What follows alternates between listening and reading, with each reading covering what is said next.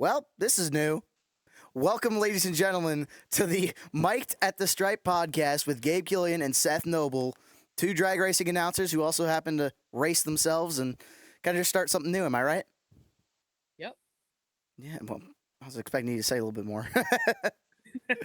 Alrighty. So, welcome to Mic'd at the Stripe. This is a new podcast with, of course, Gabe, Killian, and Seth Noble, where we're going to be talking about the news and maybe some picks of the next latest drag race. Of course, right now we're going into literally this is the Wednesday of as we're recording the Gainesville Nationals, the Gator Nats, baby, we're back. So, Seth, just as a precursor, how ready are you for the 2026 NHRA season? Oh, I am so ready. There is so much hype around this season. Just the off-season moves that we've seen have just been, mind-blowing beyond belief.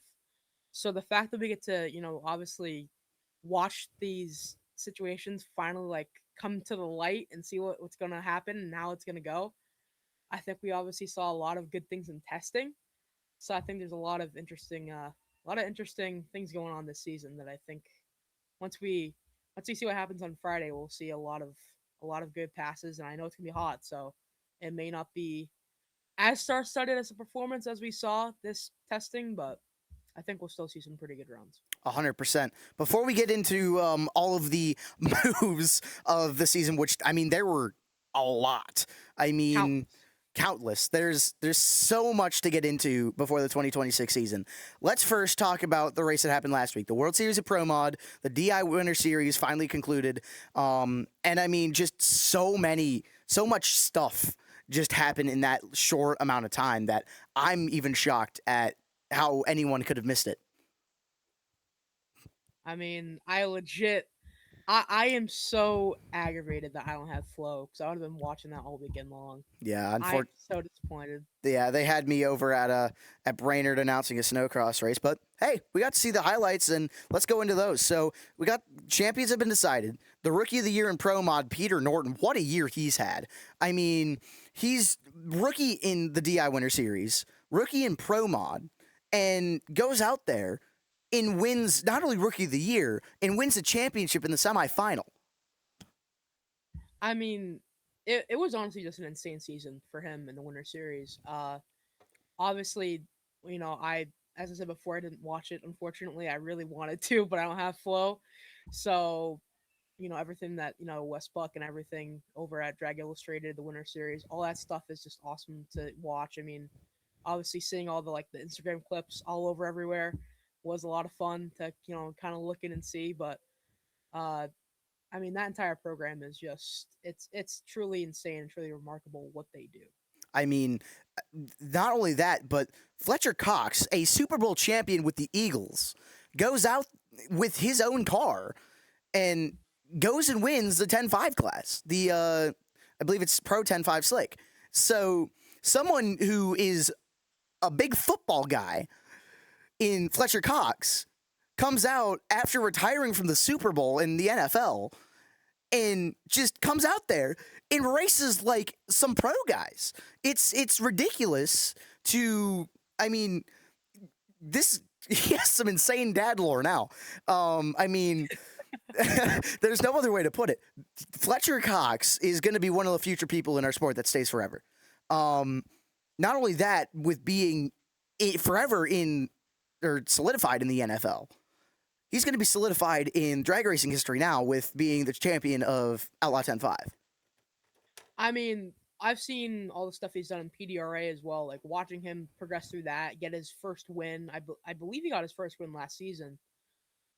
See how he's progressed in that to now obviously running the Winter Series and coming to that and dominate that like he has. I mean, he obviously won just this past weekend at World Series of Pro Mod. I mean, in dominant fashion too in the final. I mean, he got him on the tree. He flat outran Joe Wensley.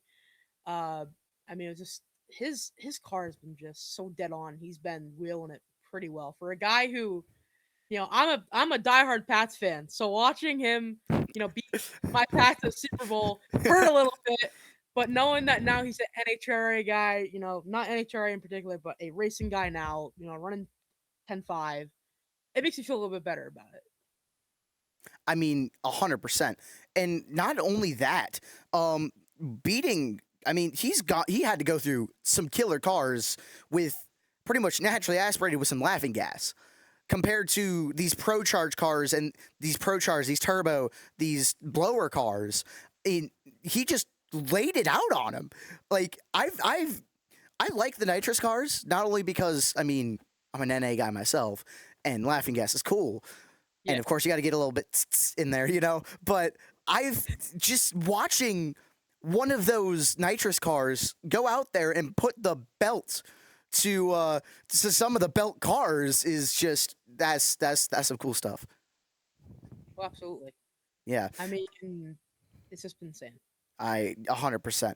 Now, with that being said, we should go into. I mean, of course, the champions have been crowned last weekend, but there have been some killer finals. Aaron Stanfield won in an absolute barn burner against Peter Norton. But 3,000, I think, was a margin victory on that, right? Yeah, I mean, Norton got a little bit got him on the tree by 6,000, and then Aaron just got him in performance by 9 thousandths. I mean, it was very close, very very close. I mean, honestly, at this point, what can't Elite Motorsports do? Dude, I mean, gosh, they have what? Hang on. Pro mods, pro stocks. They now got a fuel team, which we'll get into later.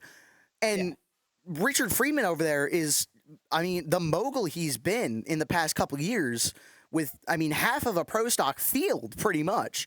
And just having as big of a team as he has and still being out there and competing like he's never been competing before. And with some of the names that we saw in Pro Mod, for example, Melanie Salimi. There we go. I had to get there at some point. I mean, she's been absolutely wild this year. Stevie Fast not driving his car. Shadow, of course, was getting prepped for the Gainesville race this weekend, so he had to drive Purple Heart. Oh my God, what a car! I'm just gonna take a side tangent. I love Purple Heart. If someone ever wants to give a bracket racer a ride who happens to have an American flag car, I think I know a guy. He also just happens to be on a microphone all the time too. No, but that car, the tribute they had on that car was just insane. I'm also a sucker for Fords, but man, that Pontiac, I'll tell you what. I mean, not only that, I mean, there was just some killer cars out there this year. And I mean, I think it wasn't the U.S. Street Nationals where you had to be 358 or you were going home. Like, I mean, I've seen people call it an index class, and if so be it. If it's an index class, it's just making it more competitious, man. I mean, it's honestly just been so close. I mean, I know I looked at the matchups for round 1 of Pro Mod, and just like every car was like low to mid to high 350s. I mean, bam, bam, bam, bam, bam. The matchups were insane. I love the chip draw aspect that they do. I love that. I think that's a lot of fun. It really brings a lot more competition to it. I mean, where else are you gonna have Sean Ellington taking on, his former Street Outlaw buddy in a first round matchup in a pro mod? I mean, you're just not gonna see that. No, and honestly, this is a personal opinion. I would love to see NHRA do like an all-star race at one track. Maybe like bring back the Rockingham race where it was for like $1 million back in, I believe it was the late 80s, and the Winston Shootout, I think, and do that with a chip draw style. That would be something that that would be something that shook up, like the NASCAR area with every new year they do a whole new format. I think that would be a really neat format to try out for an all-star race. I mean, I obviously I love going back and watching the archives of all the past years. I mean, I watch Drag Racing 99 religiously, constantly. So I'd love to see, stuff like that come back. And, I think that, I mean, that's a great idea, especially with, the pro mods, with how competitive and how like intriguing that class can be. I feel like having something like that would just be absolutely bonkers and would be a lot of fun. 100%. Moving on to Outlaw 10-5 or True 10-5 rather. Of course, we had Fletcher Cox win against I believe it was Wensley in the final, correct? Yes. And that put him as a champion for the DI Winter Series. But remember, Russell Stone had to beat Bill Lutz, and Bill Lutz wasn't able to make the call. Bill Lutz had an issue with the car, so Russell Stone moved on a competition bye. Which, if Bill Lutz was there, I honestly don't know if that would have happened. Bill Lutz has been absolutely killer as of late in the True 10-5. I mean, yeah. I mean, he's been pretty good in that category. I mean, any category you go to at the Winter Series is going to be filled with killers. So if you're not ready to swim with sharks, just hop out of the pool. It's honestly you're just wasting time at that point. Just wasting time, yeah. Going on to Little Gangsters. Chris Garlotta got it done over in the Little Gangsters. The little 535 index class on some small tires. Mm-hmm. Honestly, I believe Corey Galitti, one of the bracket racers, was at the Snowbirds. And if we see more, I mean, people are saying, oh, the bracket racers, oh, this, that. Honestly, if we get some more big money bracket racers into the Little Gangsters, it's going to be, I mean, it's already a great class as it is. Turn the clocks on, put some big money bracket racers in there. Oh, my. Oh, my. I think it was Corey and Gage Birch were in that. I think Gage Birch made it too. Yeah, that now that you say that, it rings a bell. Gage Birch might have been down there too.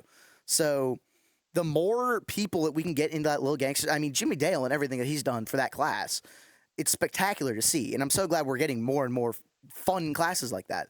Because of course you have Pro Mod and all these other classes that are just straight.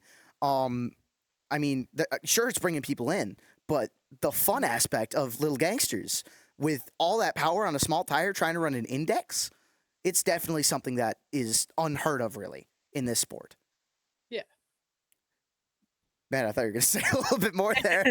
Yeah. I mean, also to throw in there, little Chris Garlotta also wins the championship off of his competition there at the World Series Pro Mod. He wins the Little Gangsters Championship. That is true. Yeah, he did win the Little Gangsters Championship.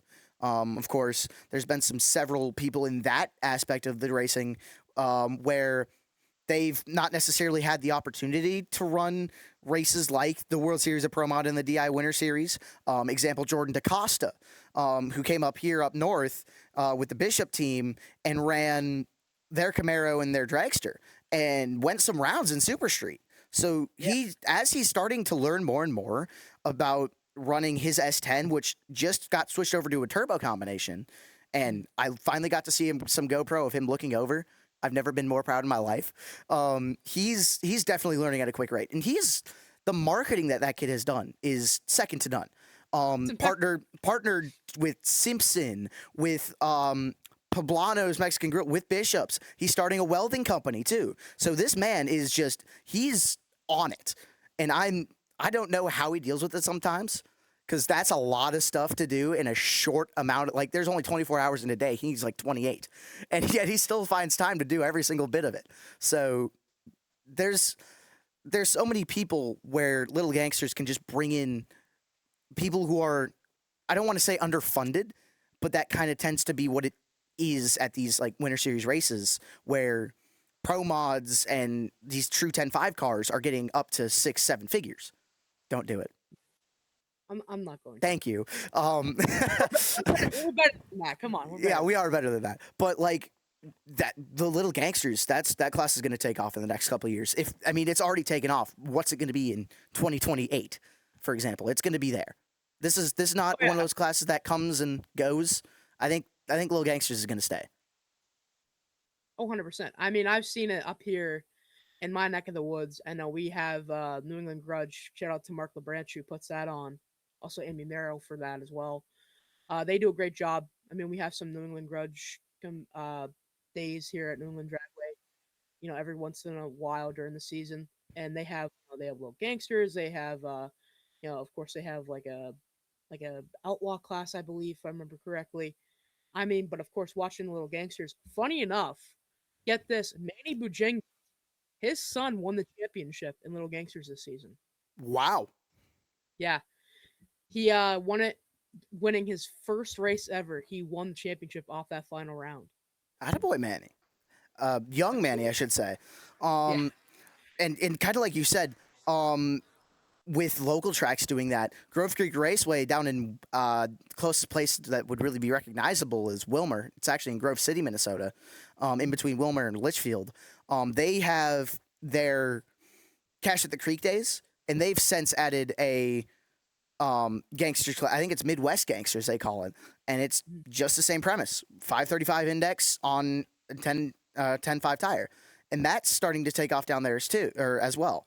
Of course, they also have the outlaw classes, the big tire, small tire, and ASAG, the all steel, all glass, and that's just really cool to see these local tracks even adopting little gangsters.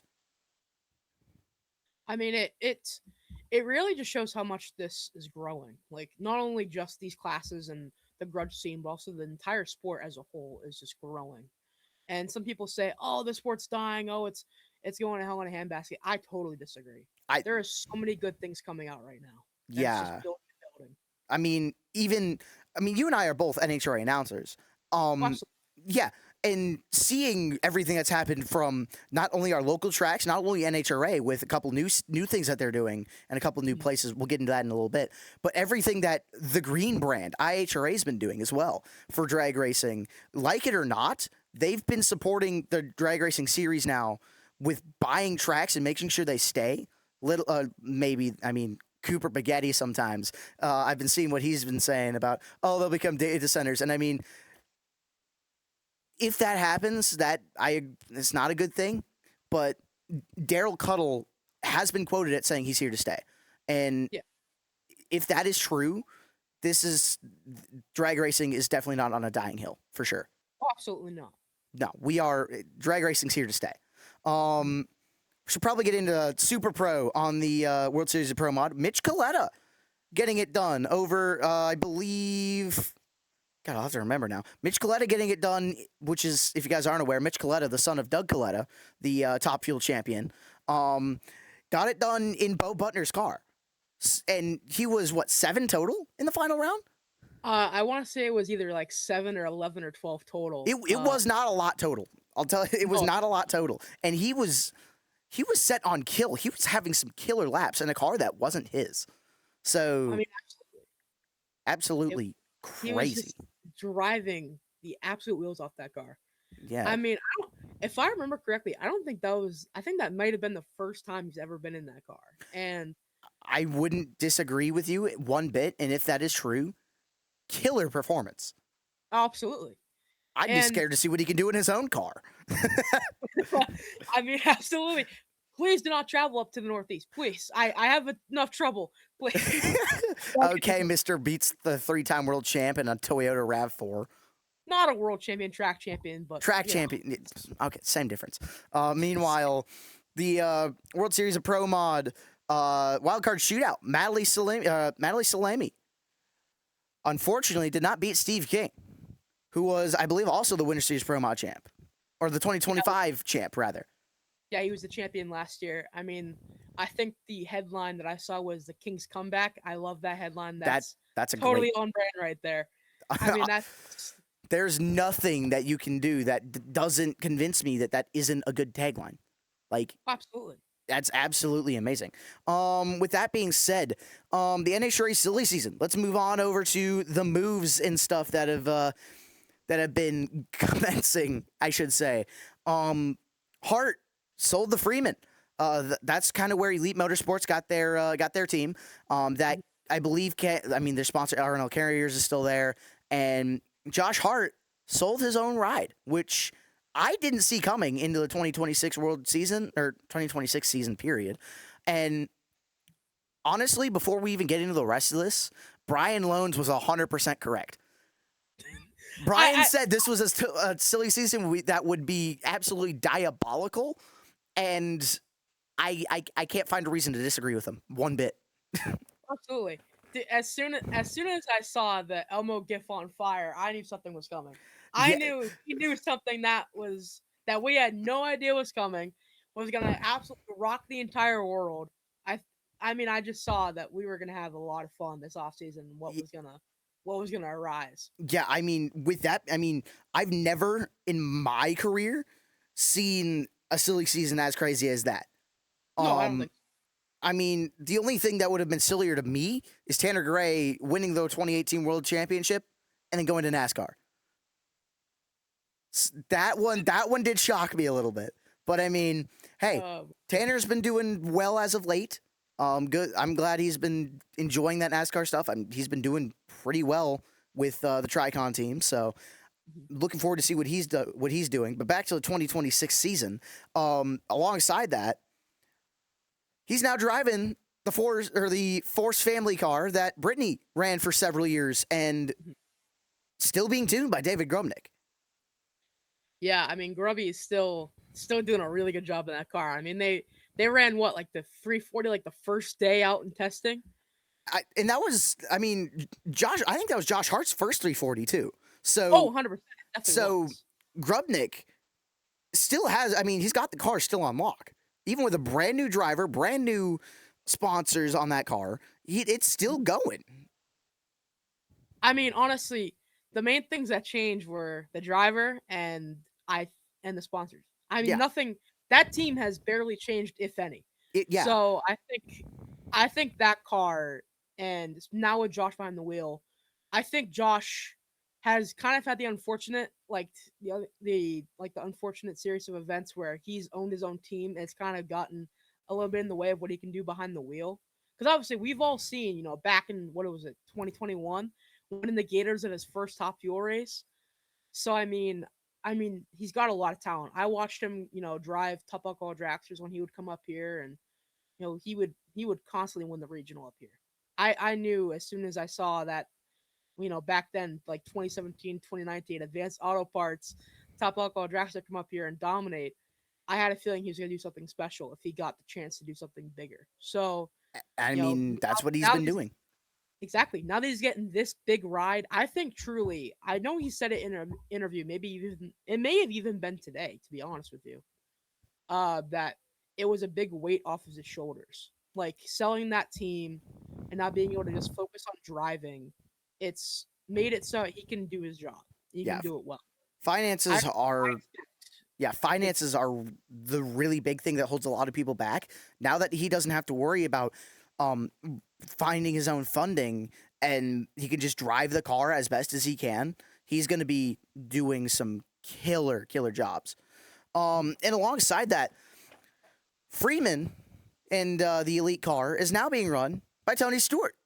So, and we've been seeing some big highlights out of them too, which we will get into in a little bit. So, I mean, even with Tony Stewart Racing still being its own entity, now that Tony Stewart Racing / Elite is now also a player and they can kind of work together, it's gonna be a killer season for Tony Stewart and both sides of Tony Stewart Racing. Yeah, I mean, obviously now that Leah's hopping back in Tony's car, I think that That's I think right. she. Leah Pruitt's back, which she's Yeah. taking the place of hubby Tony Stewart. So it's the husband wife duo now can possibly race against each other, which I do not want to see that because I don't know who would be doing the dishes at that point. Who's I'm 80% sure Tony's knows enough to not sleep on the couch, so I think it's going to be dishes. But I honestly don't doubt that both cars will be absolutely killer when the season officially kicks off in about 2 days. I mean, I think honestly both cars are gonna be competitive, like maybe even just right out the gate. I think obviously there's gonna be a little bit maybe of a learning curve for both of them. Obviously, Leah getting back behind the seat for the first time in a few years. I'm sure there's gonna be you know, some sort of learning curve for her. Obviously, a whole new combination for Stewart. He's gonna have some trouble maybe, but I think honestly, it would not shock me if they didn't have any trouble at all between the Not two of them. yeah, not at all. And R&L Carriers is still with that exact operation, that exact car. The Yeah. sponsorship hasn't changed there, so the funding's still the same on that car. But with Yeah, I Tony mean, with Tony going over there, there's some good sponsors that are also probably on the way. oh, absolutely. I think obviously, I mean, John Short. I mean, he sold that entire deal, and RNL was like, you know what, we'll go with it. We'll join, Richard Freeman, Elite Motorsports. We're gonna join them, sponsor Smoke. I think that's I think for RNL, to kind of go on a little bit of a side talk here, I think that's a good choice for them. I think Yeah. honestly, staying on and staying with that car with the operation, and I mean, obviously, I think, I mean, as we look at it, the car alone has changed because hmm now instead of of course the no canopy car, now it's Now it's canopy. canopy car. I was gonna make that note, and alongside that, the schemes do the I think the green's a different a different tinge, if you will, but Yeah. it's still the same car, same sponsor, and same crew behind it. Now, also just a reminder, this isn't Richard Freeman's first venture into a Top Fuel car. A No. couple years ago, he ventured in with Spencer Hyde, and Spencer got a nice taste of nitro when it came into his cockpit. Um, and I think he was bit from the nitro bug since now he's in funny car. But even with that being said, Richard Freeman has had the experience with a nitro car, and he's had the experience of having a performing nitro car. So with these two now in combination with a championship caliber driver in a team with a good amount of funding and a good foundation, we could see something that we could see Tony Stewart win a championship in not NASCAR or IndyCar. I think honestly, the championship The- it might even be it's wide open this Well, season. It well, could really go to anybody. it's also the first Obviously, race of the season. it's obviously, I mean, yeah, it's the first race of the season, but it, I it, think it's very hard for anyone to make a preseason pick of a champion right now in Top Fuel. yeah, It's like pretty much impossible. it's going to be ridiculous. Going into the funny car side of things, wow. That's all I got Wow, to it's say. not the only word you can use. Um, going back to Brian Loans and that Elmo gif, it worked. Yeah. Austin Prock leaving JFR to go to the Tasca operation. Is Tasca going to run a car this year? I don't think he is. No, I know what the deal is that obviously Austin, Jimmy, and Thomas went back Thomas, went to the Thomas went to that Tasca, operation. and Tasca's hopping out of the ride for Austin, so he's going to hand over the keys to that PDG Mustang to Austin. So Oh, I think that's boy. going to be a lot of fun to watch. I know I looked at a time slip before we started here, and they already have that thing figured out pretty good. I mean, they ran a 387 at 329 in testing, so they have got that thing moving pretty good already. So just as a preface, the first car to do 340 was Bob Tasca at Bradenton during the pro shootout when they did that. Yes. Now, mind you, Austin Prock was the second person and the first person to do it down at an NHRA lap. Take those two, put them together. Oh dear. What do you think you're gonna get? Yeah, what do you think you're gonna get? You're gonna get quick laps. And when it comes time for the Western Swing, I mean, Sonoma, we saw 343, and Brainerd always has good conditions for good laps. So when we get to that mid-August area with the Western Swing out in Seattle and Sonoma, Brainerd, maybe even Indy, it's going to be a crazy time for ET, and national records will more than likely be broken this year. Oh, absolutely. Especially, you think of Indy last year. Brittany ran a 3:43.51. Yeah. In very interesting conditions. Yes. Like Grubnick knows how to tune the car. So with Josh Hart becoming that car, and then Austin Prock with his whole family coming back behind him. So you already know they got the connections and they know how to talk to each other because, I mean, hey, 2 world championships in a row. Who's counting? Yeah. And with those caliber cars, national records are going to just be decimated. Absolutely. I think, honestly, any record this season is on the table for those top teams. Yeah. I think, honestly, it would not shock me if it's either. I honestly think the 2 top competitors for a new national speed and maybe even ET record are Langdon and Hart and Top Fuel. I think and we'll get into that later with some wow testing. Alongside that, JFR announced essentially 2 new cars with Alexis DeJoria going over to JFR. I believe the JCM team had disbanded, if you will. And then JFR said, hey, we'll take you and Bandero. So now the Bandero Premium Tequila machine. I missed the tequila button. Even though I know that was Alan's thing, but The tequila button was so nice. That and um, her going over to Chevrolet, that's going to be a slightly new transition, but the car's going to look no different, and the performance is going to be there. Absolutely. I do want to shout out this part for Alexis DeJoria and that Bandero car, tuned by Mike Neff and ready for it, Johnny Lindbergh. Johnny Lindbergh's back. Yes, Yeah. Johnny oh man, Johnny is Johnny building the chassis for it, or just I think he's only focused on Funny Car if I'm correct. I think you're right. I think he's only focused on Funny Car at the moment. Or on alcohol Funny Car rather. I'll call Funny Car. Yeah. So I mean, Lindbergh behind the computer.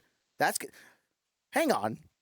So Lindbergh left Paul Lee. Then I didn't even remember that. Hang on, I didn't even take that into account. I mean, there's just been so many off-season stories. It's so hard to keep track of all this. So Paul Lee. Speaking of which. Yeah. Speaking of which, Paul Lee, who enjoys a good game of poker. I might have to learn poker from him because God, he's a good guy. He knows how to play poker really well. Paul Lee has been on a kill as of late, and now that Johnny Lindbergh is now with JFR, who's gonna take that helm? I think it may have been announced, possibly. I do not remember who it was. We'll have to look into that and get you guys an update next week.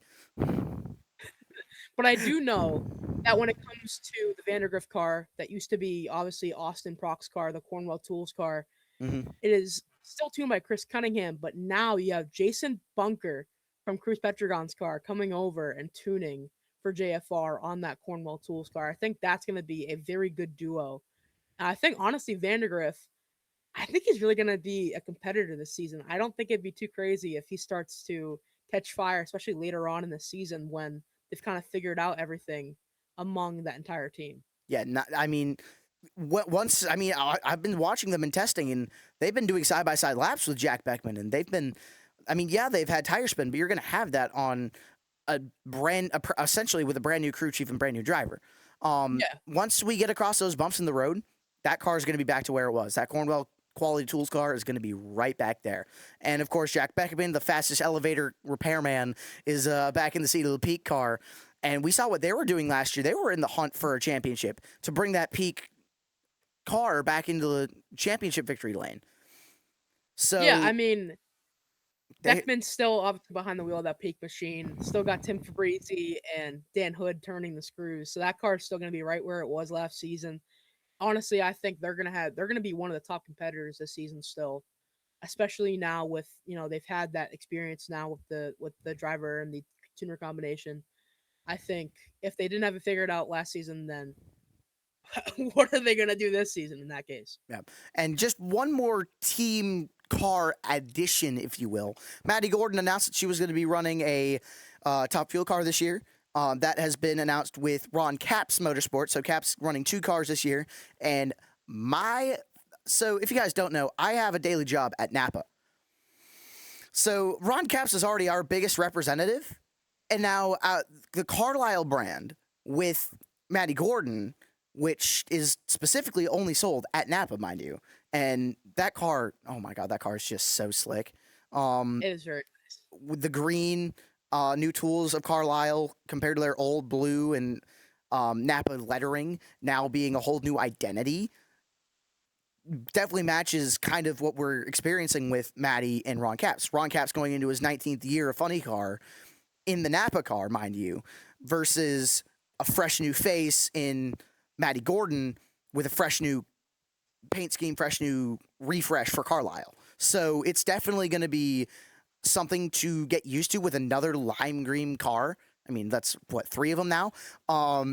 With, of course, the R&L car of now Tony Stewart, Leah Pruitt in the Dodge car if they bring back that lime green, and now the Carlisle car. It might be hard to decipher them, but they're going to be killer cars. Well, absolutely.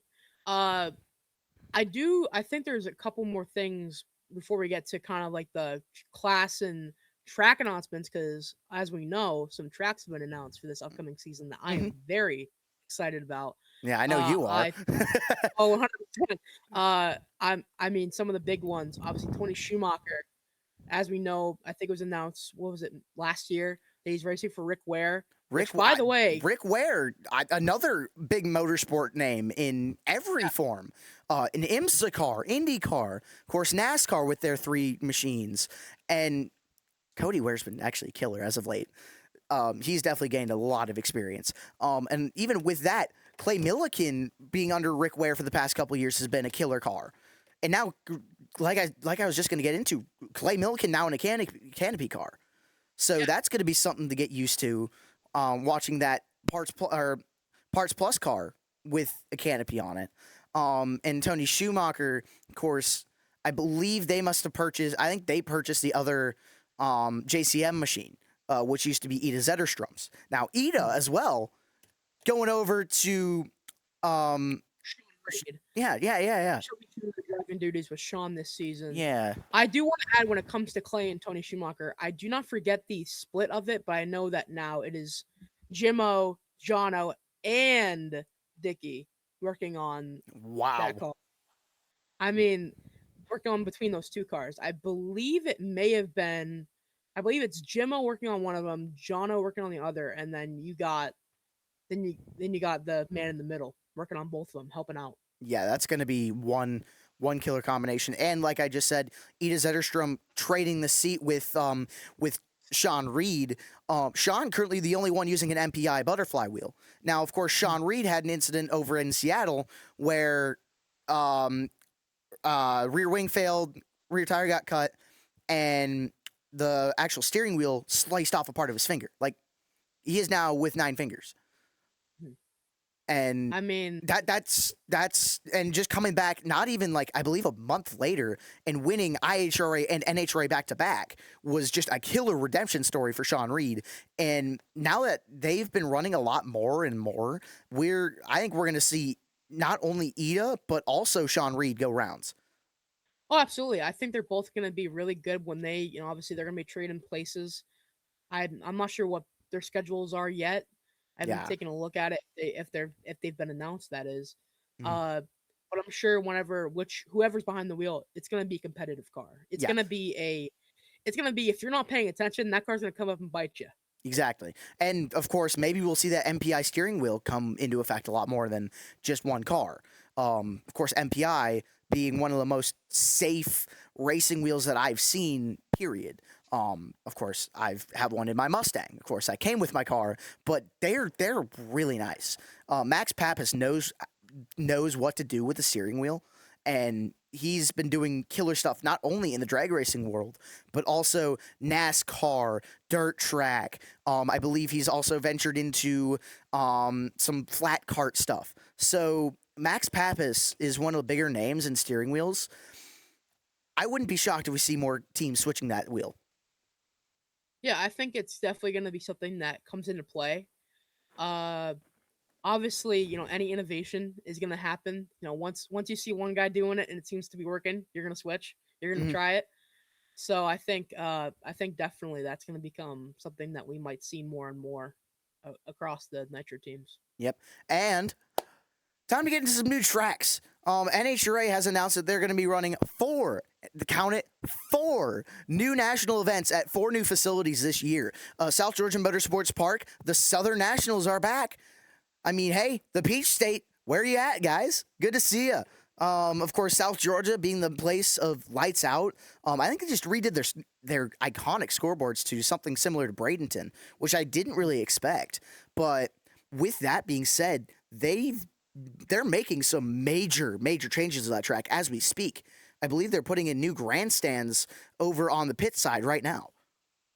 Yeah, I know also another new national event, Maryland International Raceway, another Division I track coming home and joining NHRA. I know they're doing big improvements over there as well to get ready for national event time. So making solid walls as opposed to their jersey barriers they've had in the past couple of years. I mean, that track it's in a great facility and hosting the World Cup finals for the past decade and a half, I think. It's definitely an iconic facility down up in the Potomac, and seeing the Potomac Nationals come to fruition is going to be something that is going to play for sure. Oh, absolutely. Rockingham's back too, yeah. Alongside of course, the East Coast got a whole bunch of new tracks. I mean, with SGMP in the Deep South, of course, Maryland now coming back, and Rockingham for the first time since I believe 2000 or something like that.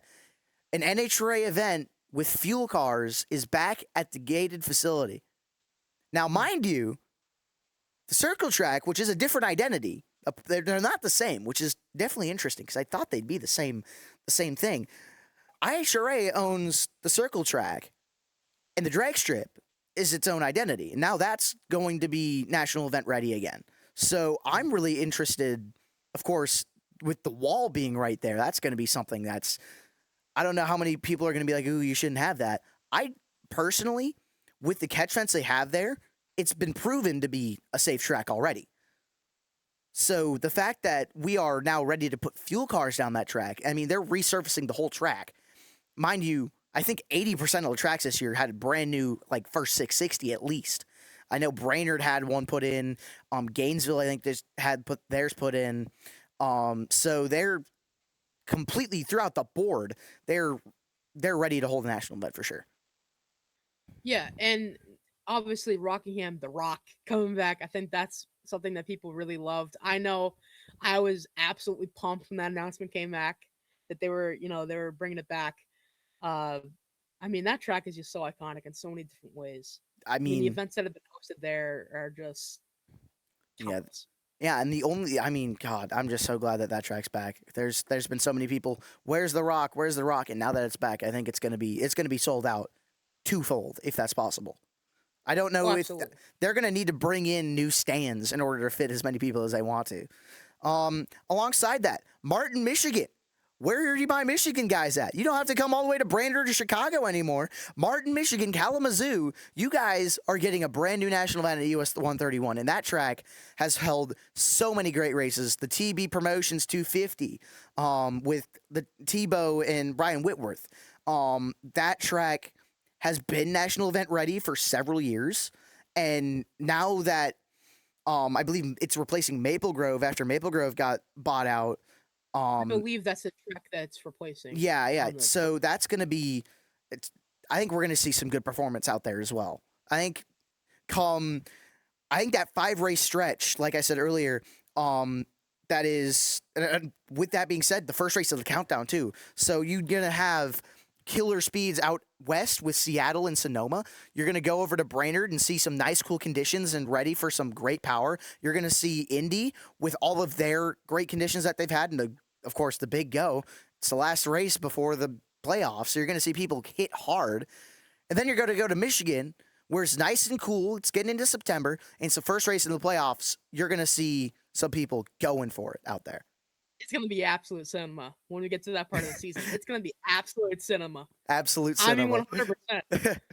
Gosh, so yeah, if you guys don't want to pay attention to the first half, I'd say do, but you definitely want to pay attention to that July, August, September block of racing for sure. And the brand new class, if you want to bring us into that, Seth. Brand new class. Let's hear about it. Yeah, the Right Trailers Outlaw Street Series presented by XBell. Obviously, that class is going to be headed by a lot of former Street Outlaws guys. I mean, I know when they had the No Prep Kings events, those brought in a lot of spectators because I experienced it firsthand. There was a lot of spectators that came in for those events. So I think it's a very fun and new and cool idea that they're bringing back and they're bringing in. I believe if I remember correctly, it's going to have like Ryan Martin in it. It's going to have, I don't remember the exact Murder names Nova, I think, is one of the people that they had spearheading it. After Speed Promotions canceled the rest of the MPK season and announced that they were done, there was a lot of uncertainty with a lot of those guys for sure. So the fact that Michael Scott of Right Trailer stepped up and said, hey, let's run something with the NHRA. Let's get a new series running for you guys. I think the schedule's still yet to be announced. I haven't been able to find it yet, but when it is, we will definitely tell you because those are cars that know how to perform and they're wicked quick. So I think we're going to see some some mad fast street cars for sure. And with names like Ryan Martin, Sean Ellington, Murder Nova, I wouldn't be shocked if Big Chief makes a return. I haven't heard from him in a while. Farm Truck might make an occasional appearance. We don't know who's going to be there, but when we find out, it's going to be some big hitters for sure. Kai Kelly as well. He might show up with Jangalang. I mean, he was doing really good at Winter Series from what I've seen. I mean, was it Jangalang last year that ended up winning the Snowbirds? That I believe it was the last season where Kai Kelly brought a street car and was laying down 358s. That is ridiculous, to say the least.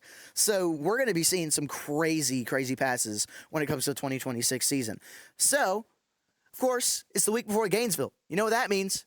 It's been testing since, I believe, Tuesday last week. Yeah. Oh, my God. Some of the performance stuff in Gainesville, of all places, where it's hot, humid, it's thick air, it's not necessarily the best for performance. There's been some crazy laps made down there.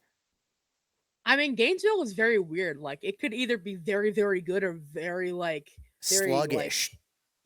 It can be really good air or just you're practically thick. drowning. Yeah. God, I've had that. You could eat the air down there. I swear. Just be like, all right, I'm full. But I mean, of course, Maddie Gordon and Vandergrift licensing. They've made some great hits. I believe Maddie Gordon had, of course, a personal best because she's only been in a field car. I think she's hit like 338s or something. She's hit some crazy speeds in that car. I know I think at least last week I saw her run maybe into the 370s at some point, at least 380s. I know there's probably new crew, whole new combination all across the board. So they're gonna probably have a little bit of issues, but from what I've seen so far, they're putting up some numbers. They're putting up some numbers. Exactly. They kind of seem like they're already kind of figuring stuff out. And it would not shock me if they kind of come out to this first race and show that they're gonna have some spark this season. Yeah, and Vandergrift, of course, licensing as well. Made some great hits down there. I think from being, of course, the Fox broadcast guy and I've had the honor and privilege to meet the kid. He's a great guy.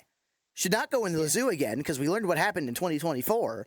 But he knows how to drive a car for sure. I mean, we saw what he was doing with Sean Reed's car down in Brainerd last year, and he brought that thing to the semis, I think. And of course, Sean Reed with the birthday boy suit of the Hawaiian shirts with his face on them. Those were really cool to see in person. So I'm really excited to see what Vandergrift does inside of a funny car that's been proven to have some ET in it. Yeah, I mean, obviously, once again, anytime you step into a whole new venture, you're gonna have a little bit of a learning curve. But when you have a good team, a good group, good tuner surrounding you, you're bound for success at some point. 100%. And let's get into some top speed PBs, if you will. Of course, we're going to talk about the big one in a little bit, but some brand new 340 Club members. Josh Hart with Grubnick behind. I think he set like 3 on one day of just 340, 340, 340, like a bracket car. At least 2, if not 3. Yeah. He was obviously that car, that Bernie Speedmaster car with Grubnick still turning the screws. That car is still going to be right where it was last year. It's still exactly where Brittany left it. That car is going to be nasty this entire season. And with Josh Hart not being able to focus on driving, just in testing we saw, it's going to be nasty. And a half. Alongside that, Tony Stewart just today joined the 340 club. $299.9 to the 660, which I had the pleasure of missing in class today. So I had to literally opened up my laptop and people were like, oh my gosh, Tony just ran 340. I'm like, oh, you're kidding me. I missed that. Of course, the 30 seconds I shut my laptop and he runs 340. Good golly. But alongside that, not only did Tony Stewart and Josh Hart join it, Justin Ashley, who's also benefited from driving a second car piloted by Will Smith while Will Smith was having recovery from surgery, got to drive 2 cars, and in his Skag car, went 340. So that's 3 more people that have joined the 340 club. We're going to be seeing some ET this year, or some top speed, man. Yeah, I mean, obviously it's unfortunately it's unofficial because it wasn't at a national event, so it's not official yet. But Not yet, but I mean, we we will see all them join them this year. we all saw it. We all saw what they can do. Oh, yeah. Yeah. And then the massive one, which is, like Seth said, it's all unofficial because it's in testing. But Sean Langdon, 362 at 345 mile an hour in 1,000 feet. Meanwhile, there's my streak, my 05 Tahoe can't get up to 60 within that time. If I remember correctly, I believe it was he ran 362 one day. He ran 362 one at like 338. I think it was. Yeah, I think he ran 362 the day After. before, like, and then went 345. So, and that 345 lap, I've never seen a Top Fuel car ever make a lawn dart pass like that. Like, that car, I didn't see it bobble, I didn't see it sway, I didn't see it move an inch. It was just straight, it was like it was hooked up to a zip line, just straight down the track, like an aircraft carrier, just one of those cables, you hook it up to the front and drag it. It looked like it was just a slot car. I've never seen a Top Fueler go that straight and that smooth, and to put up a number like 345, which we didn't even think was possible 5 years ago. It's insane to see what the performance has gone to this year.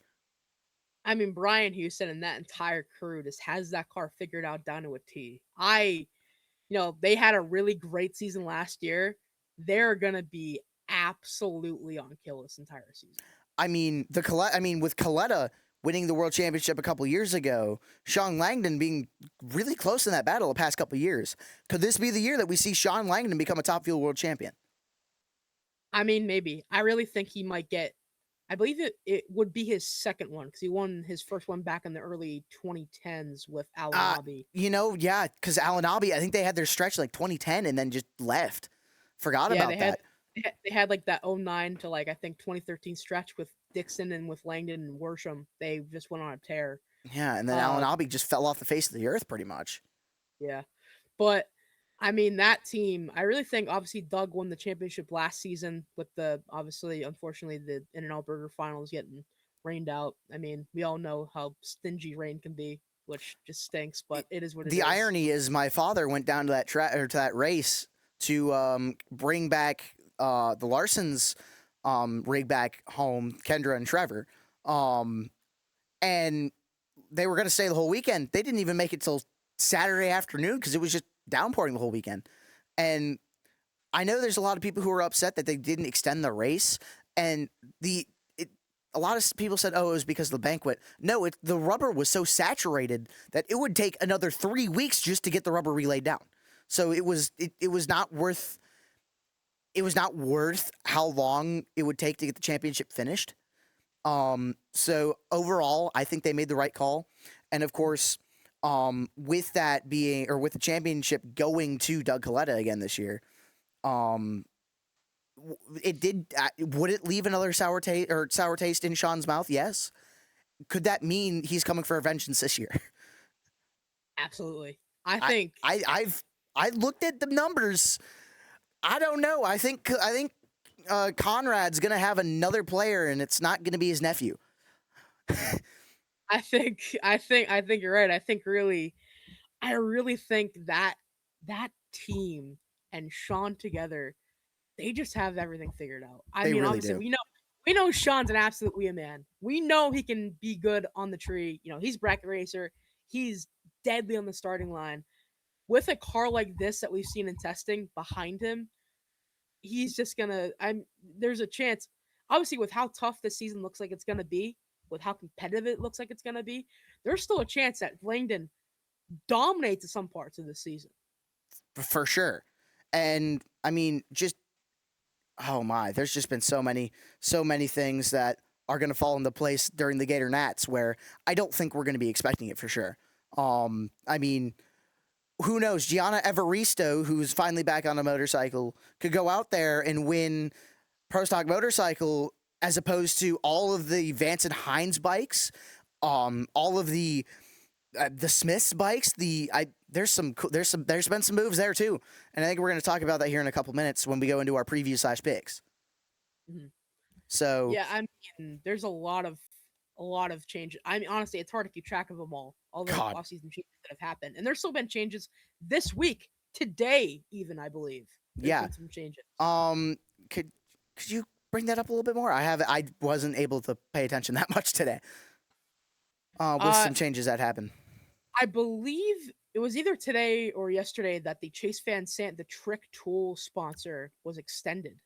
That's good for Van Sant's been a killer the past couple of years, and if it wasn't for injury, I believe 2 years ago or last year, no, 2 years ago, he would have been well in contention for a championship.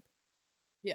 So we very well could see him in the hunt with, of course, we all expect the Smiths and the Vance and Hines bikes back in there. I think there's at least, don't do it again, 6 or 7 contenders that we could see out there fighting for a championship. Now, it's going to be a crazy season for sure. I mean, yeah, I think obviously last year especially kind of showed me how much more of a dog, because once we saw the Gage domination, we were like, oh, it's gonna be like this for the next couple of years. It's just gonna be boring between Gage and that. No, I mean, Richard Gadsden coming in, racing a Vance and Hines bike, wins the championship over Gage. And not only that, I think that was his second or third full season on a bike. So we thought Gage Herrera will be the next Andrew Hines, pretty much just winning championship after championship after championship. No, we were 100% wrong on that. Richard Gadsden took the whooping to Gage this year, or that past year, last year. Granted, rainout championship, but even without that, I think he was still going to put up numbers. Yeah, I mean, honestly, the way I think about it is that Richard and Gage are Andrew and Eddie back then. I mean, this is going to be a dogfight between the two of them as a team, and obviously, against the rest of the entire category, especially like Matt and Angie. They're going to be their main competitors in that category. But I think those two are going to keep. I mean, we saw it a lot last year that those two would line up in a final against each other and would absolutely give their all to both of them. Yeah, and just completely forgetting that not only, like, we went from the Screaming Eagles of the Harleys over to the Suzukis, and the switch was so simple and so fast that we couldn't even tell. Like, the only thing that really changed was the bodies. The performance stayed the same, if not improved. So it's been insane. And if NHRA ever goes to the Hayabusa motors and the more modern technology, we're going to see some crazy numbers out of Pro Stock Motorcycle.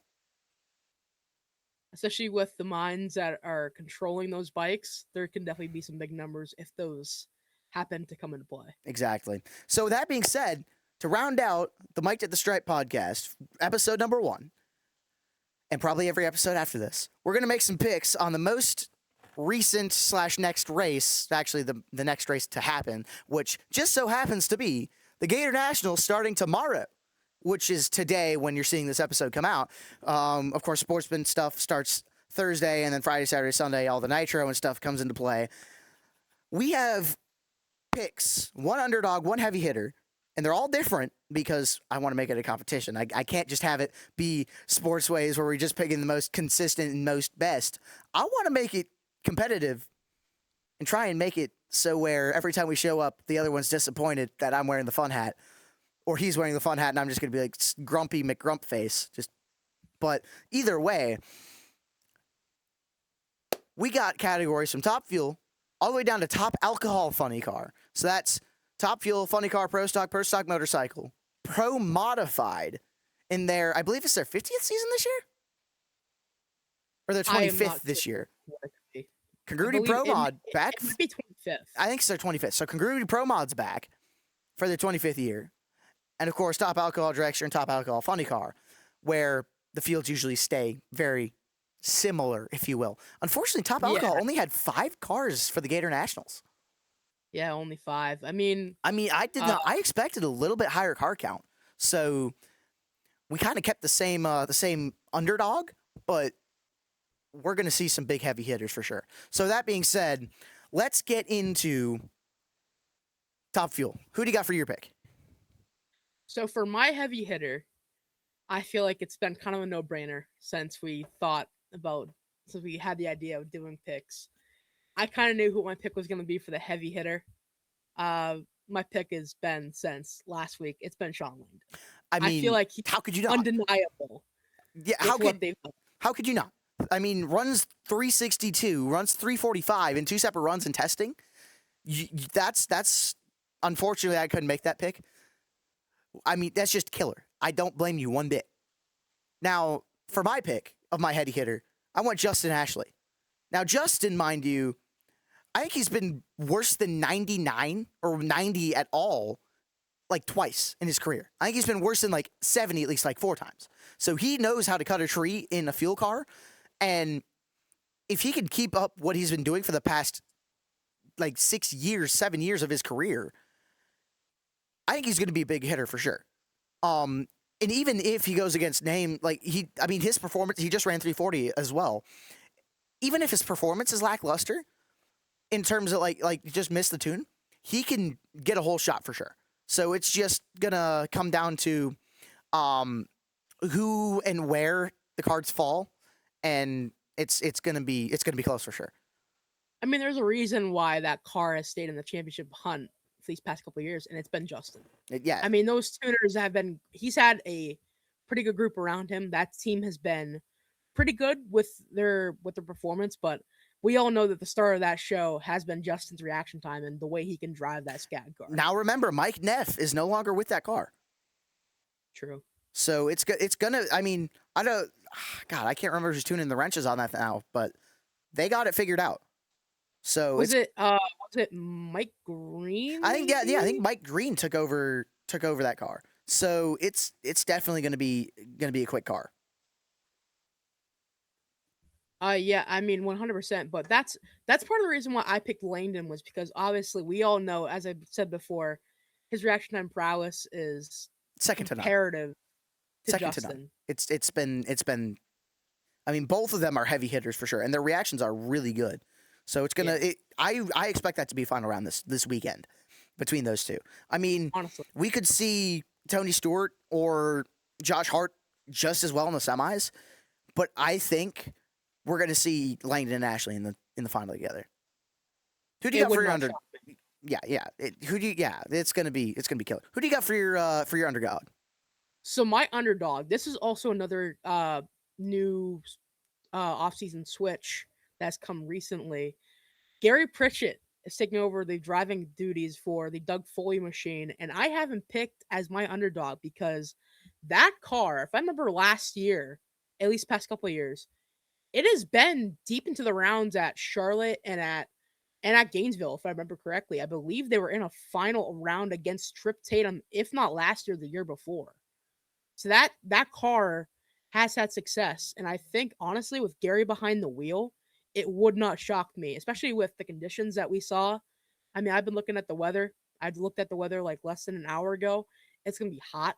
It's gonna be like 85 degrees. Like if they can get past first round, it's gonna go right into that wheelhouse that they can make those consistent runs. I mean, they can make some pretty good runs. They can run into the 70s. I think they can even run into the 60s in really good conditions. I'd honestly just say put a dial board on it and run it. Yeah, honestly. I mean, that's just, especially with those cars that kind of run like, obviously not, when you have a really good car, like, of course, like the Langdons, like the Colettas, like the Ashleys, you're going to kind of have to like shoot for it when conditions are really good, or you're going to smoke the tires because you're just underpowering the track. When it comes to conditions that it's hot, it's very, very hot, it can go into the wheelhouse of those guys that can make those consistent runs. I mean, honestly, when you're in extreme either way, if it's an extreme, like really, really good conditions, or it's extreme, really, really hot, that can go into the wheelhouse of those cars that can make those like consistent 380 runs. Or, when it comes to funny car, like those consistent like 4.0 runs, they can really become a big factor and can turn on some wind lights, as we've seen before. Mm-hmm. And it's a brand new chassis for Foley after IHRA's incident. Mm-hmm. So it's going to be real good for sure. For my underdog, Maddie Gordon. This is her first race, so does she lack the experience? Yes, but she has the crew behind her. And I've also seen her numbers. She's been killer as of late on speed and ET. She's right there with the rest of the gang. So if she can keep her reaction times as they were in the Top Alcohol Funny Car, I genuinely think that Maddie's definitely got a chance this weekend. Yeah, I mean, I obviously with Ron Capps with his team with Ron Capps Motorsports, he has obviously put a great team around her. So she has a lot of help behind her, and the talent that she has from what I've seen from her Top Alcohol Funny Car career and taking over for her dad Doug when he decided to retire and hand over the keys to the family Top Alcohol Funny Car. Retire. Yeah, retire. It was kind of like a Michael Jordan retiring. That's what I put it. It was like, yeah, I'm gonna retire, but I'm gonna be back in 2 years after I play a little bit of baseball. Michael Jordan played baseball? I didn't even know that. For 2 years in the '90s, he played baseball. Oh, anyway, basically, from what I've seen from Maddie's career in Top Alcohol Funny Car, she's a very talented driver who can, in tough situations, get the job done. So honestly, another driver that would not shock me if out the gate, even for a new combination, a new driver in a new category to her, could really put on a good show. I mean, think about it. Ida Zetterstrom at Brainerd when she beat Steve Torrance. Something like that. Like that, you never know what could happen. I watched that run in the tower, and that I've never in my life seen something like that. That was Ida Zetterstrom, someone who just came from Europe for her first NHRA race and takes a bye into the semifinal. Is unheard of, mainly because there's usually not any buys in Top Fuel. Second off, taking off that big of a hitter that was a really cool thing. So that could be a very similar effect where, unfortunately, there's no semifinals because I think there's 18 cars trying to qualify for 16 spots. But it's gonna be a quick weekend for sure. And if she can stay on her game, she's definitely gonna go some rounds. Now that being said, funny car. My heavy hitter, Jordan Vandergriff. Of course, the Chromewell Quality Tools machine has been killer the past few years with Austin Prock behind the wheel. And looking and testing, sure you don't have Tommy Prock. Sure you don't have Jimmy Prock. Sure you don't have the driver Austin. But you have a wheelman who can wheel anything, and you have numbers that prove that they've gone nowhere. So that JFR car specifically, I think is going to go deep into the rounds, and I think we're going to see them toward the final. I mean, yeah. I mean, Chris Cunningham has been part of that JFR team for a couple years at least. So, he's got some experience under his belt.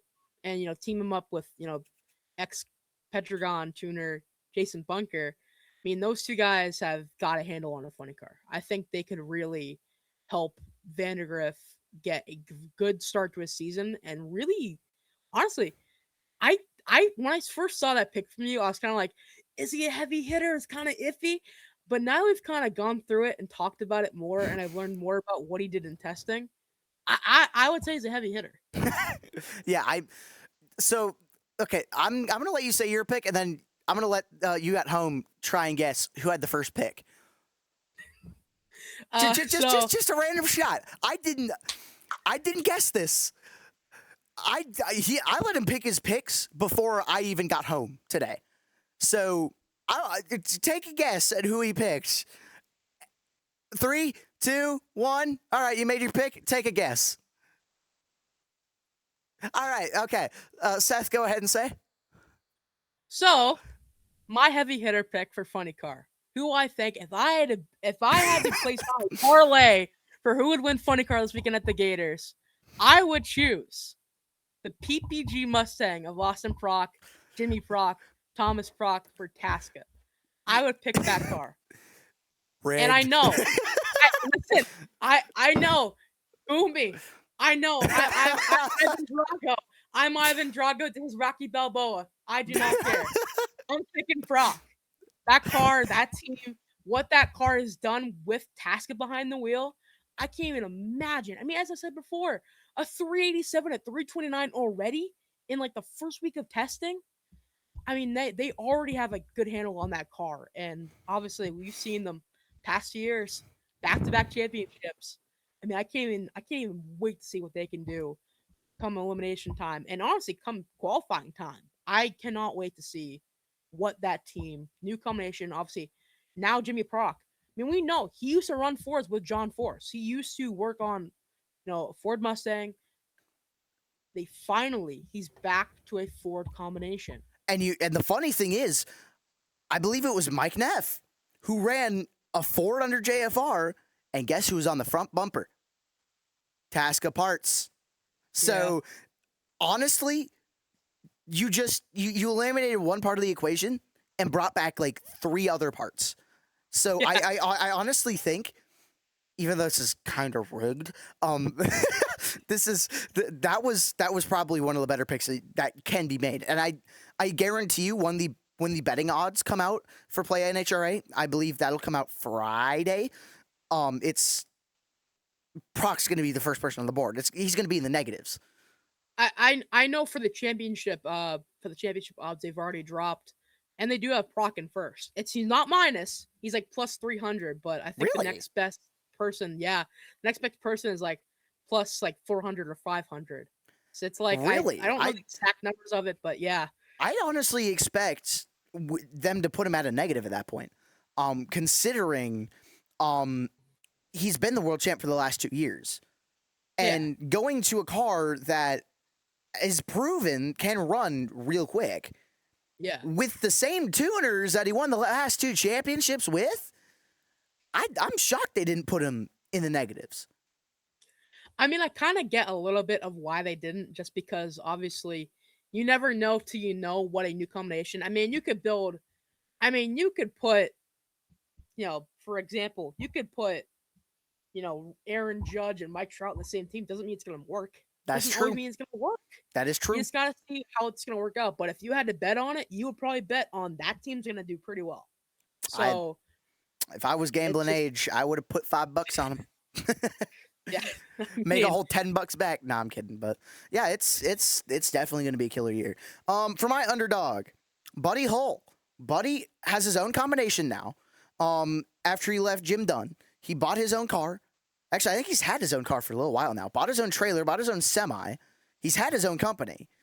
So it was just a matter of time where he starts innovating his own funny car. Now, for all of you that weren't watching the middle part of the 2025 season, Buddy Hull had an incident down in Sonoma where his engine blew, body came up, couldn't see, iffy part with something I'm not going to add on there. If you saw it, you saw it. And then goes into a sand trap and is out for the season, pretty much. What actually happened there is the body blew and the ties in the back were up to where he couldn't see. So that's already issue number 1. Issue number 2, when the blast happened, the blast shield fell to a point to where he couldn't get his steering wheel or his brake. So he was just a sitting duck.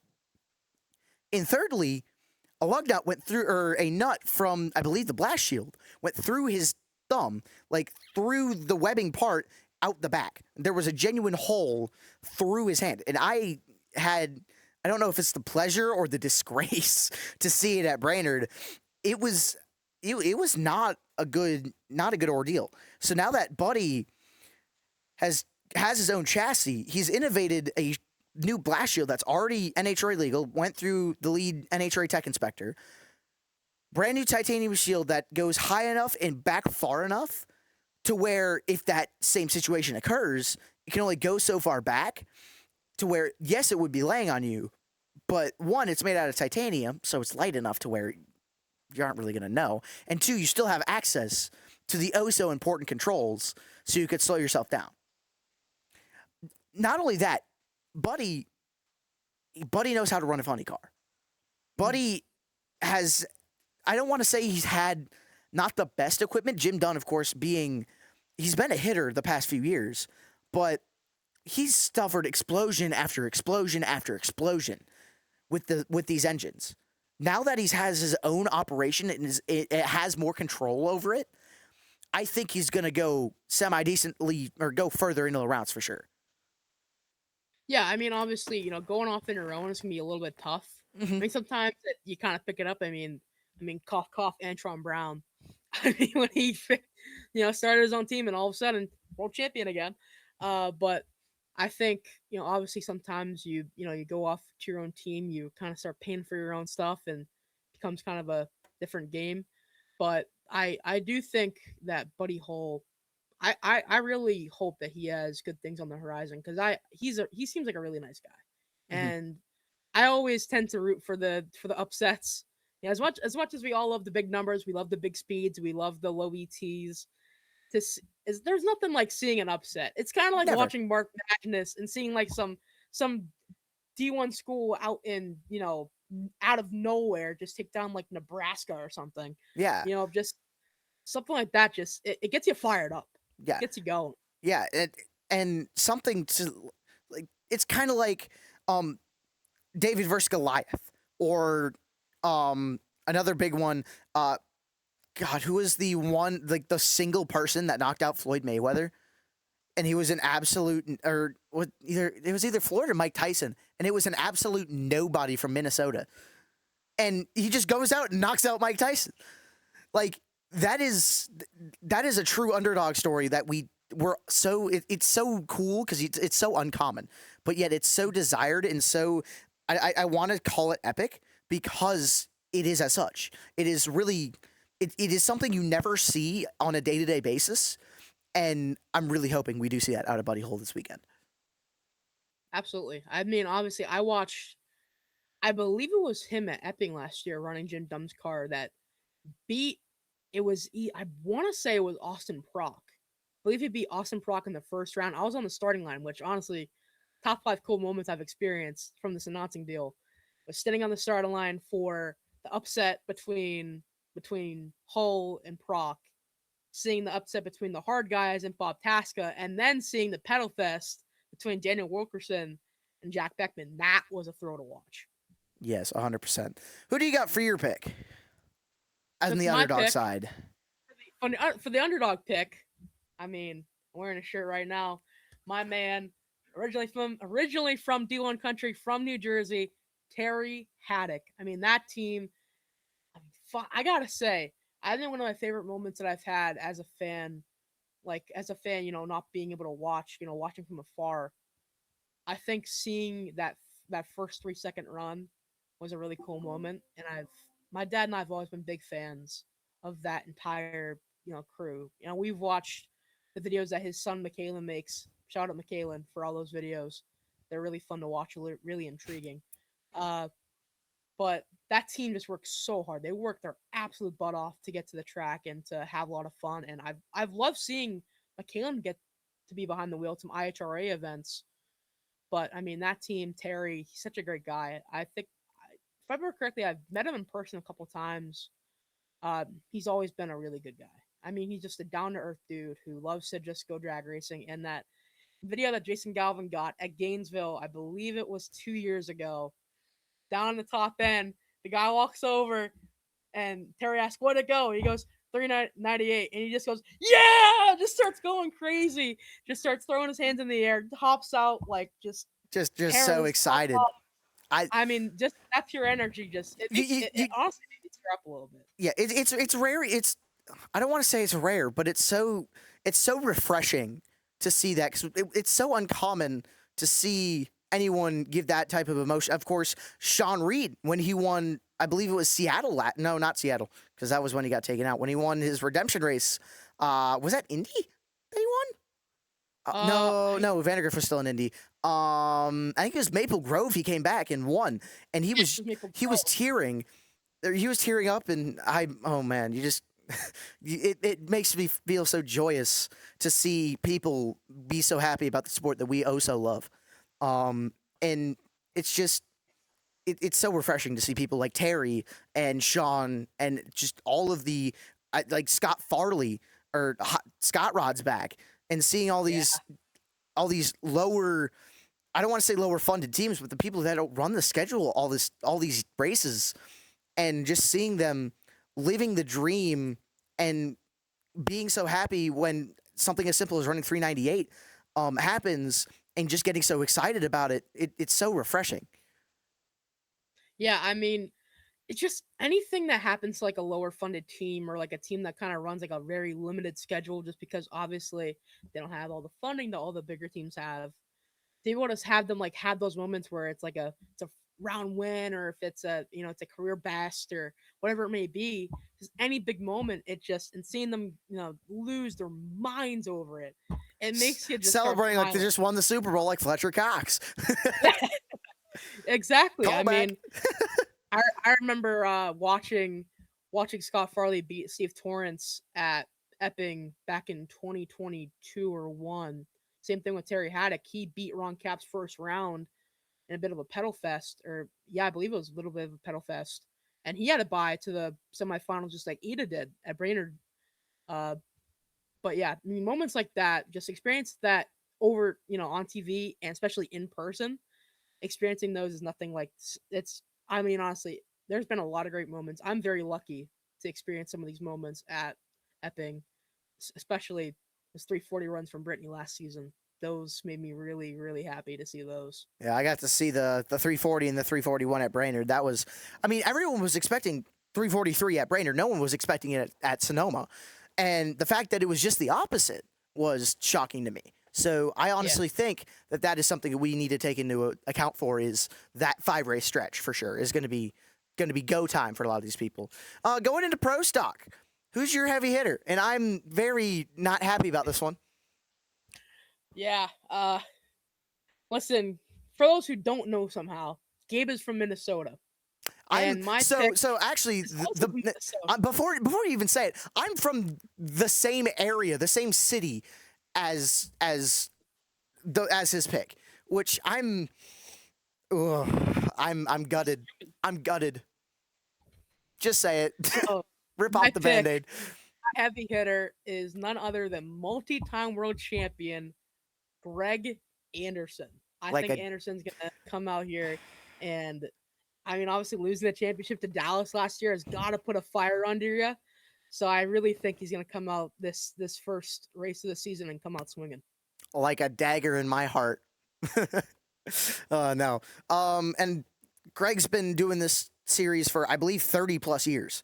And Yeah, I'm seeing how he's been doing the last couple of years in the Hendrick Cars car, and not only like before then in the Blue Summit car, he's just been, or the Red Summit car rather, he's just been on kill. So it's gonna be really cool to see how he does this year. My heavy hitter pick, none other than 2025 world champion Dallas Glenn. Dallas has all the. I mean, of course, Sadie Glenn. Good luck, Sadie, qualifying at Gainesville.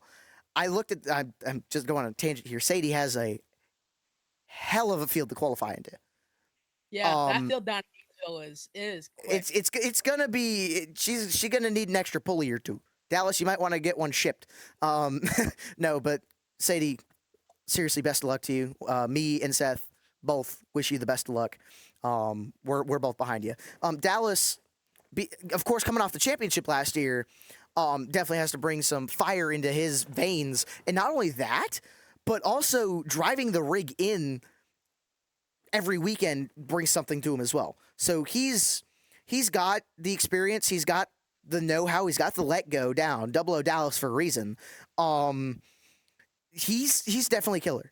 If he and Dave Conley can keep what they have had going on the past 2 years, we could see him just as well go on the tirade that he was in the past couple of years.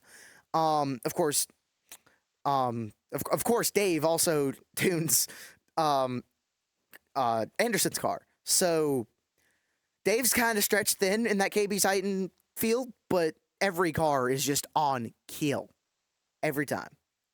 Yeah, I mean Dallas, of course, coming from a bracket racing background like us. I mean, he's just a down to earth dude. I met him at Epping a couple times, at least once. Matter of fact, I have a number one qualifier hat hanging in my kitchen right now, which was really cool. Yeah, Uh, I got a couple of those. yeah. Speaking of Dave Conley, back when going on a side tangent here. We're both big, as you can tell by earlier in the episode. We're both big Tanner Gray guys. We both have met him. We're both pretty good buddies with him. So we've known Dave as a great tuner for a while now. Yeah. He's also a great racer in his own right, Mm-hmm. both in pro stock and Top in fuel. backyard racing. And Yeah. Top fuel too. I think I have his hero card sitting on my wall somewhere from 2015 at my first national event. So honestly, seeing Dave Conley go back out there and be ready to run is going to be really cool. Alrighty, your underdog for pro stock. What are we looking at? So my underdog for pro stock, I chose because I really think his time is coming soon at some point. They're gonna get that car figured out.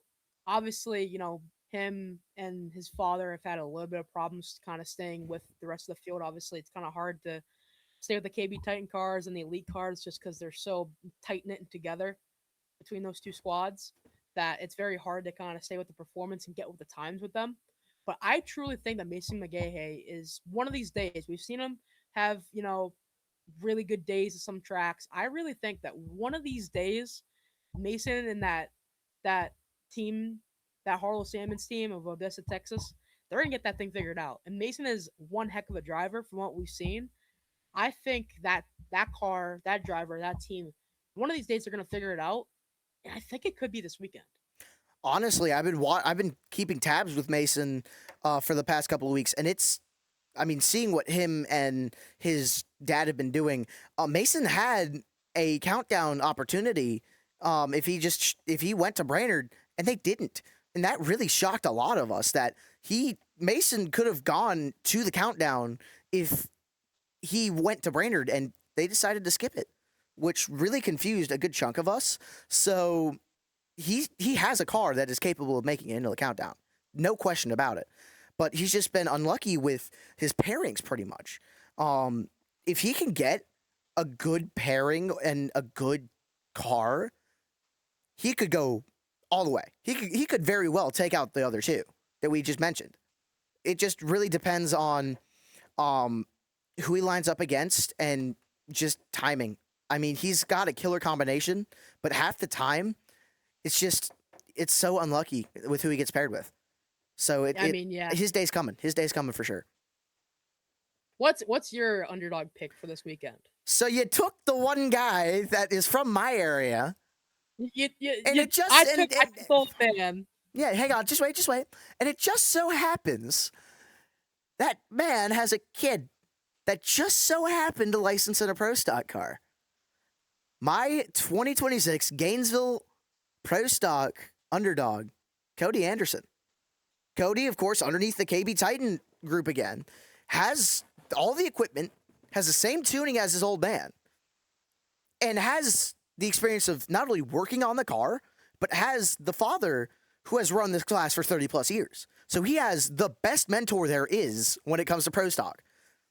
There's only one person that even could be alongside that, and that's Greg's old teammate, Jason Line. Of course, Jason now builds motors for a lot of the pro stock guys. So you give Cody Anderson, a fresh young gun who has the same last name and heritage as a man that could teach him the world about pro stock.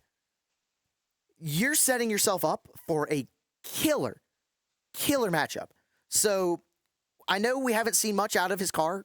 I know we haven't seen much footage of him and much numbers, but just going off of who's tuning the car and who he has for a tuner, and I'm sure he's tested a pro stock car several times before, I have a feeling Cody Anderson's going to go deep weight this weekend.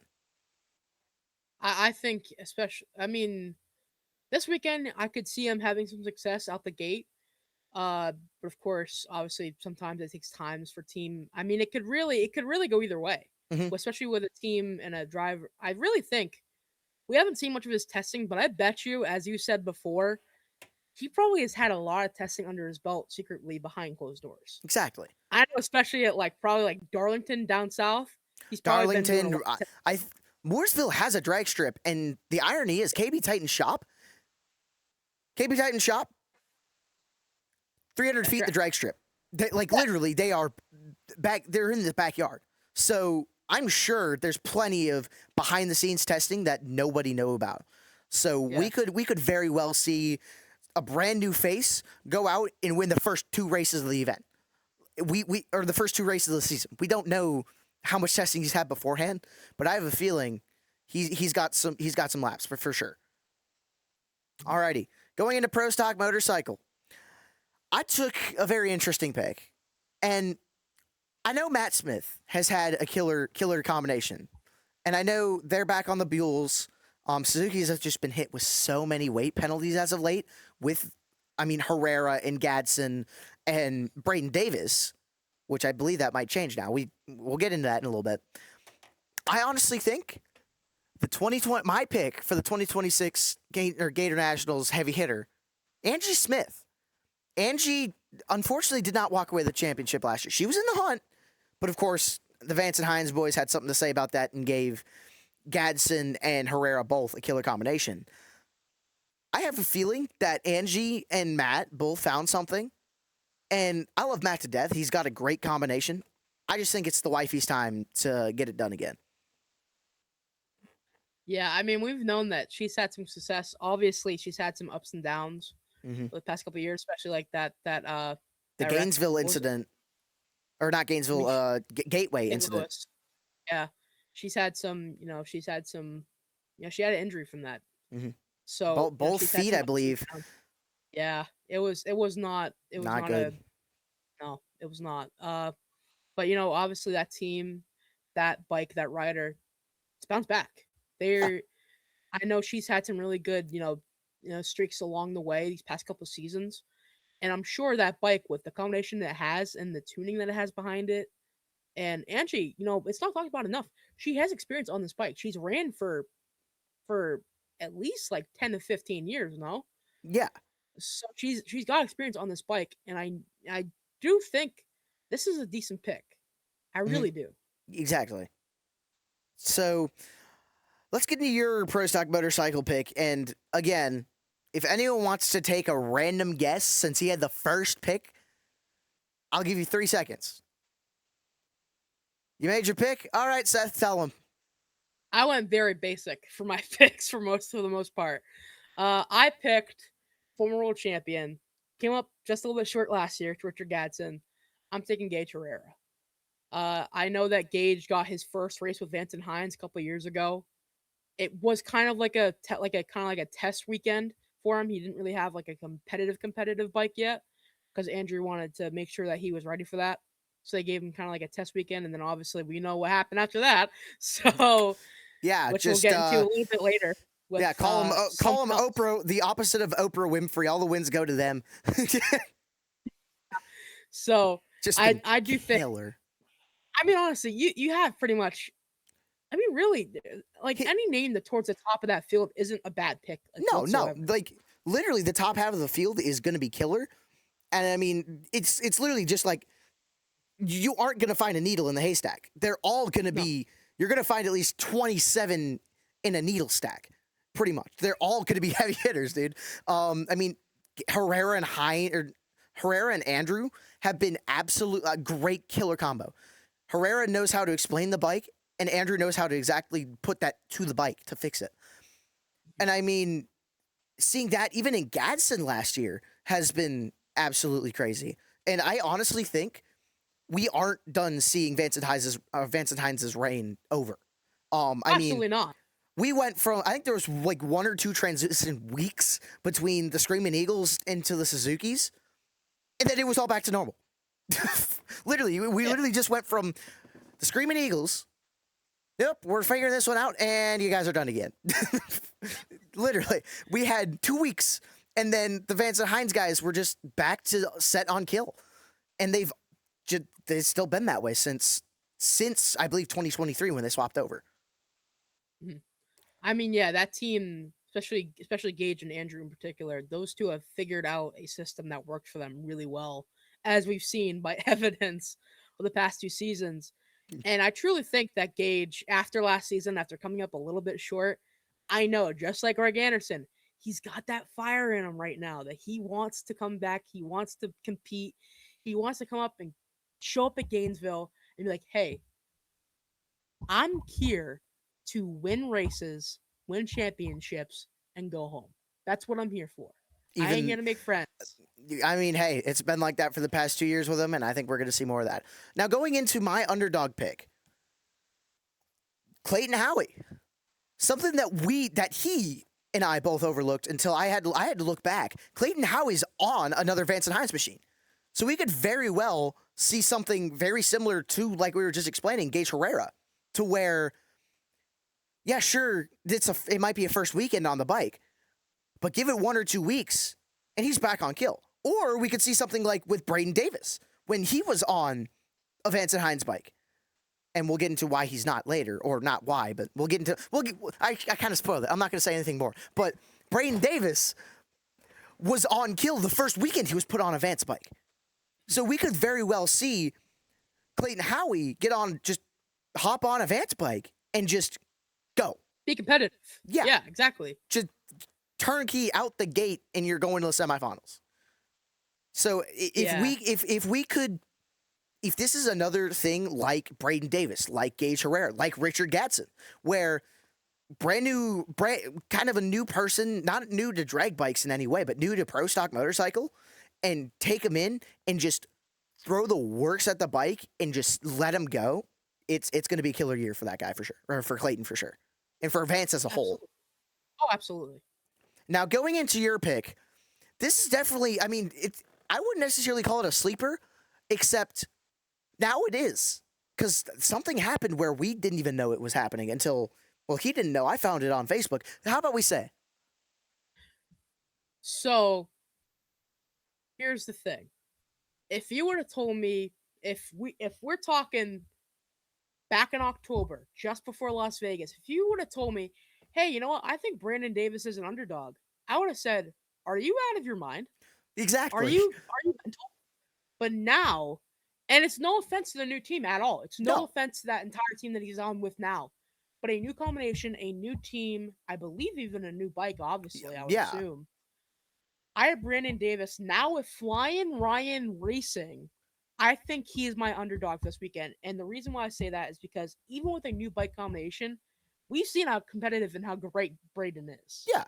And I mean, he's just absolutely a wizard on anything with two wheels. I mean, I've seen some of the in helmet footage with the meta glasses he's had. And I mean, there's no way to explain how impeccable his riding is.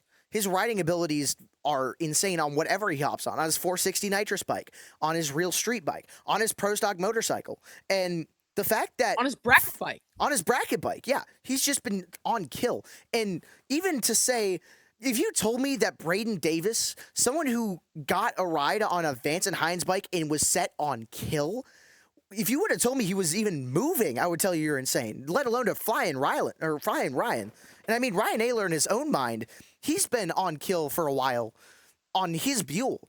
And the fact that now he has 2 Buells where he can get more, I don't want to say time, but more data. Yeah, it's Braden Davis is gonna be a competitor for sure, and Flying Ryan is gonna be back for sure. Yeah, I mean, I really think that with how great Braden is on a bike, I think if that Flying Ryan team can truly get back, because I knew a couple years ago, I remember he would be pretty competitive. He would like qualify pretty decent. He would go rounds here and there. If they can find that and match that with Braden's riding ability, I mean, he could become a real competitor in this category. I mean, that kid, he's a Terminator and a half. So you never know what he can do on that bike. Yes, 100%. Going into Pro Mod, your heavy hitter pick, it kind of surprised me. I'm not gonna lie to you. I honestly did not think that you would. I thought you would go with someone who like literally got out of the World Series of Pro Mod really recently. I mean, there's 3 or 4 of those on that list that have came out of the World Series of Pro Mod just last weekend, and yours was not one of them. No, I went a different route. I went the route of reigning champion J.R. Gray. I really think that he's gonna come back. He's gonna do really well to start the season. I think obviously conditions this weekend. See, I wanted to kind of it's kind of tricky to kind of pick a pro mod category when you think about the weather, just because of how that can change things. When I kind of heard that it was going to be kind of, a little bit more, a little bit like more humidity, it's kind of going to be There you go. hotter.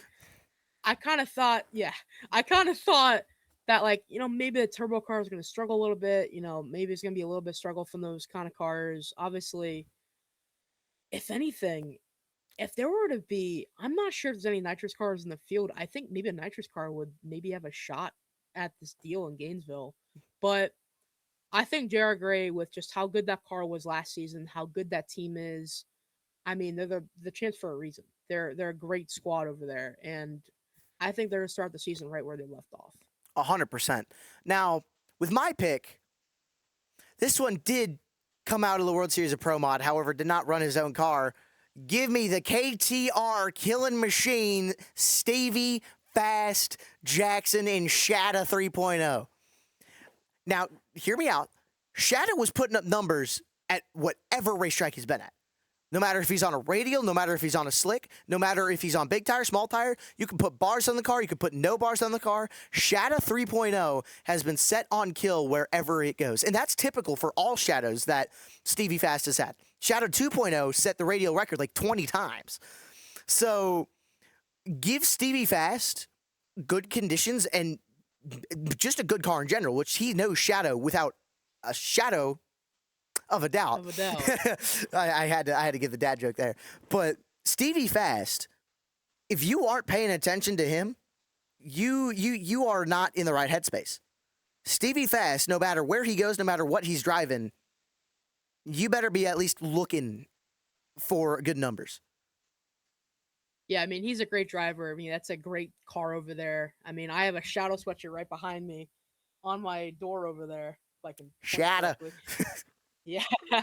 I mean, that's a really good, solid entry. I kind of like when I heard you say it at first, I was kind of like, I don't know. I mean, I know I know last season, he kind of like, obviously he's been kind of busy with other things other than racing NHRA Pro Mod races. But I think anytime you throw Stevie Fast Jackson in a car and a Pro Mod, you're going to see a good drag race from him. No matter what, you're gonna see a good car, a good drag race, a good driver come out of that team and out of that squad.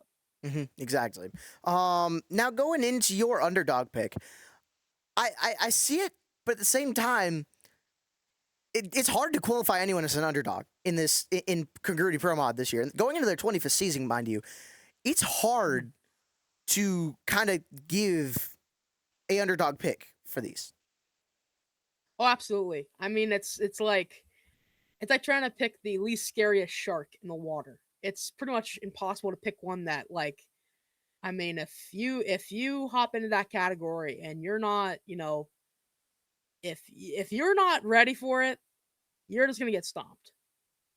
So my pick, I really went kind of an interesting route with it, just because I'm not sure how much, NHRA stuff he's done recently with Pro Mod. I think he may have ran Indy last year. If I remember correctly, it might have been Indy last year. But I picked Alex Laughlin because, of course, of, his success in the Winter Series. Obviously he's just a great wheelman altogether. National event winner in Pro Stock, race Top Fuel, race funny car. I mean, he's a great all-around driver. And I think if you throw him in any car, if it's good, if it's a good running car, a good performance, I think he can be the driver that can bring that thing to the promised land. Yeah, funny car too. He was at the crazy wheelman driving when there was an issue. I believe it was against, was it Buddy Hole?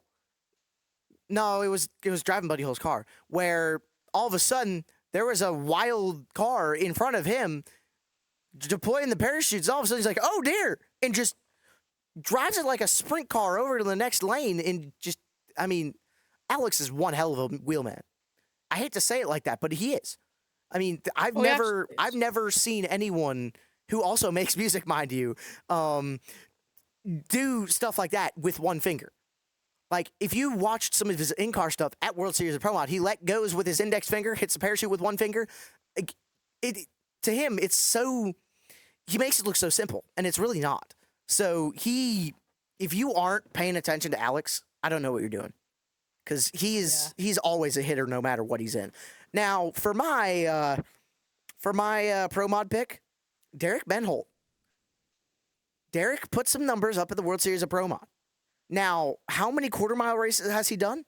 Unfortunately, I'm not too sure. I haven't been able to look that much into what he's done on the quarter-mile specter, but going off of what he's done at the World Series of Pro Mod and the DI Winter Series period, Derek's going to go some rounds. At least one or two. But he's going to go deep. I have a feeling. I mean, I'll say this. He finished top 5 in the world last year in Kaguri Pro Mod, so he definitely has some experience. With that being said, now I'm not sure if he'd be an underdog. We're going to let slide. It's our first show. We're going to let slide. Hey. I mean, you got to number 7, so I'm also guilty of the same crime. I'm guilty of the same crime. Hey, so, Kaguri Pro Mod just has 80% hitters. Like, there's no way you could, like I said, it's like finding a needle in a needle stack. Like, you're gonna find only hitters. Like, there's no other way to put it. It's hitter after hitter after hitter. If you try to find an underdog in that group, there's at least 27 people that'll argue with you that he's not. But it's just so hard to find a hitter, or a underdog rather, in Kaguri Pro Mod, because there's just so many of them. They're all so good and so tight. Yeah, I mean, mind you, the number 28 finisher in the world last year, Travis Harvey, won a national event 2 years ago at Charlotte. Yeah. So, I mean, it's just that class is just filled with absolute killers from head to toe. Mm-hmm. So it's just hard to pick an underdog anywhere. So honestly, that underdog pick is kind of it's not, at that point, you're not even picking an underdog. You're just picking a secondary pick that you think maybe is a little bit of an underdog. That's all you can do. That's all you can really do. Exactly. All right. Going into Top Alcohol Dragster.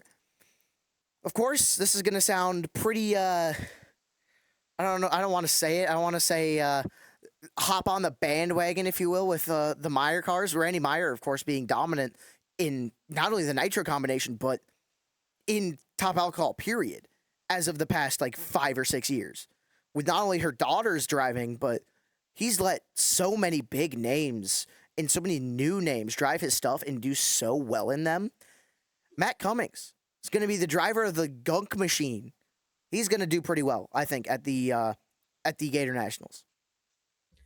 Yeah, I think honestly, any guy or any gal that's running a Meyer car is going to have success if you give them the right tools. Like Makeda Bull. So, yeah, I mean, honestly, you could throw me in a Meyer car and maybe something good would happen. Maybe.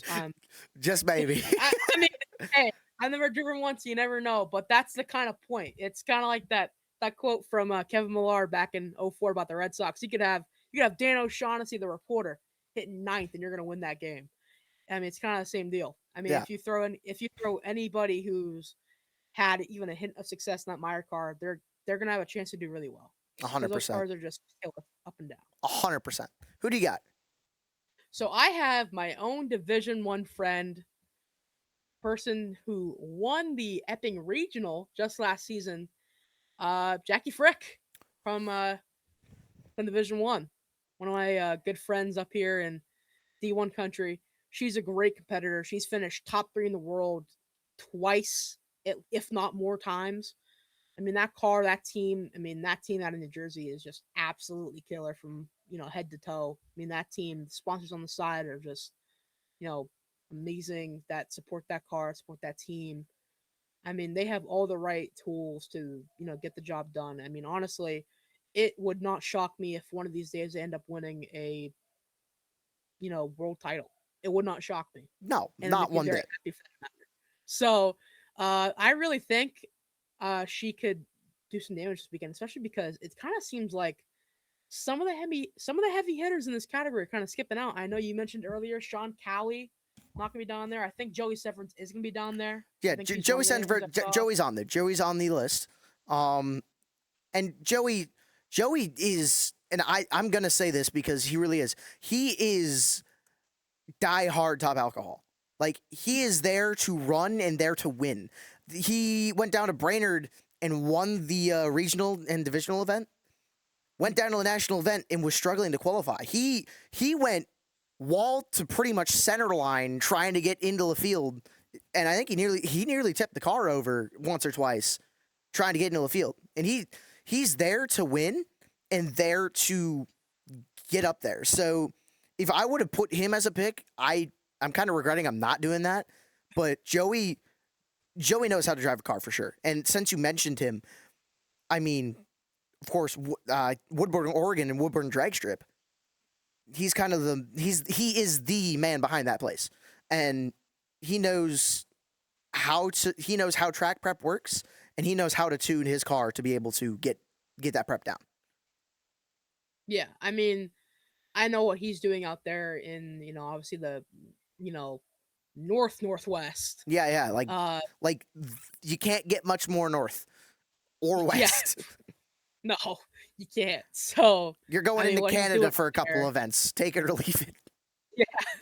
So I mean, what he does up there for that track, I know I have some buddies out there and all the way out there, and I've heard nothing but good things about him. He seems like a very great guy, great competitor, great champion. Yeah, champion in the category. Yeah, I have had the honor to actually talk to him up in the booth with Sarah Walker at Brainerd after he won, and he's a down to earth guy. A lot of these racers are just so down to earth and so kind that, I mean, they're here for what they love. They're here for the sport, and it doesn't matter if they've been racing for 1 year or if they've been racing for 97. Like they're just here for what they love, and they're just so down to earth, and they're just willing to talk to anyone about it.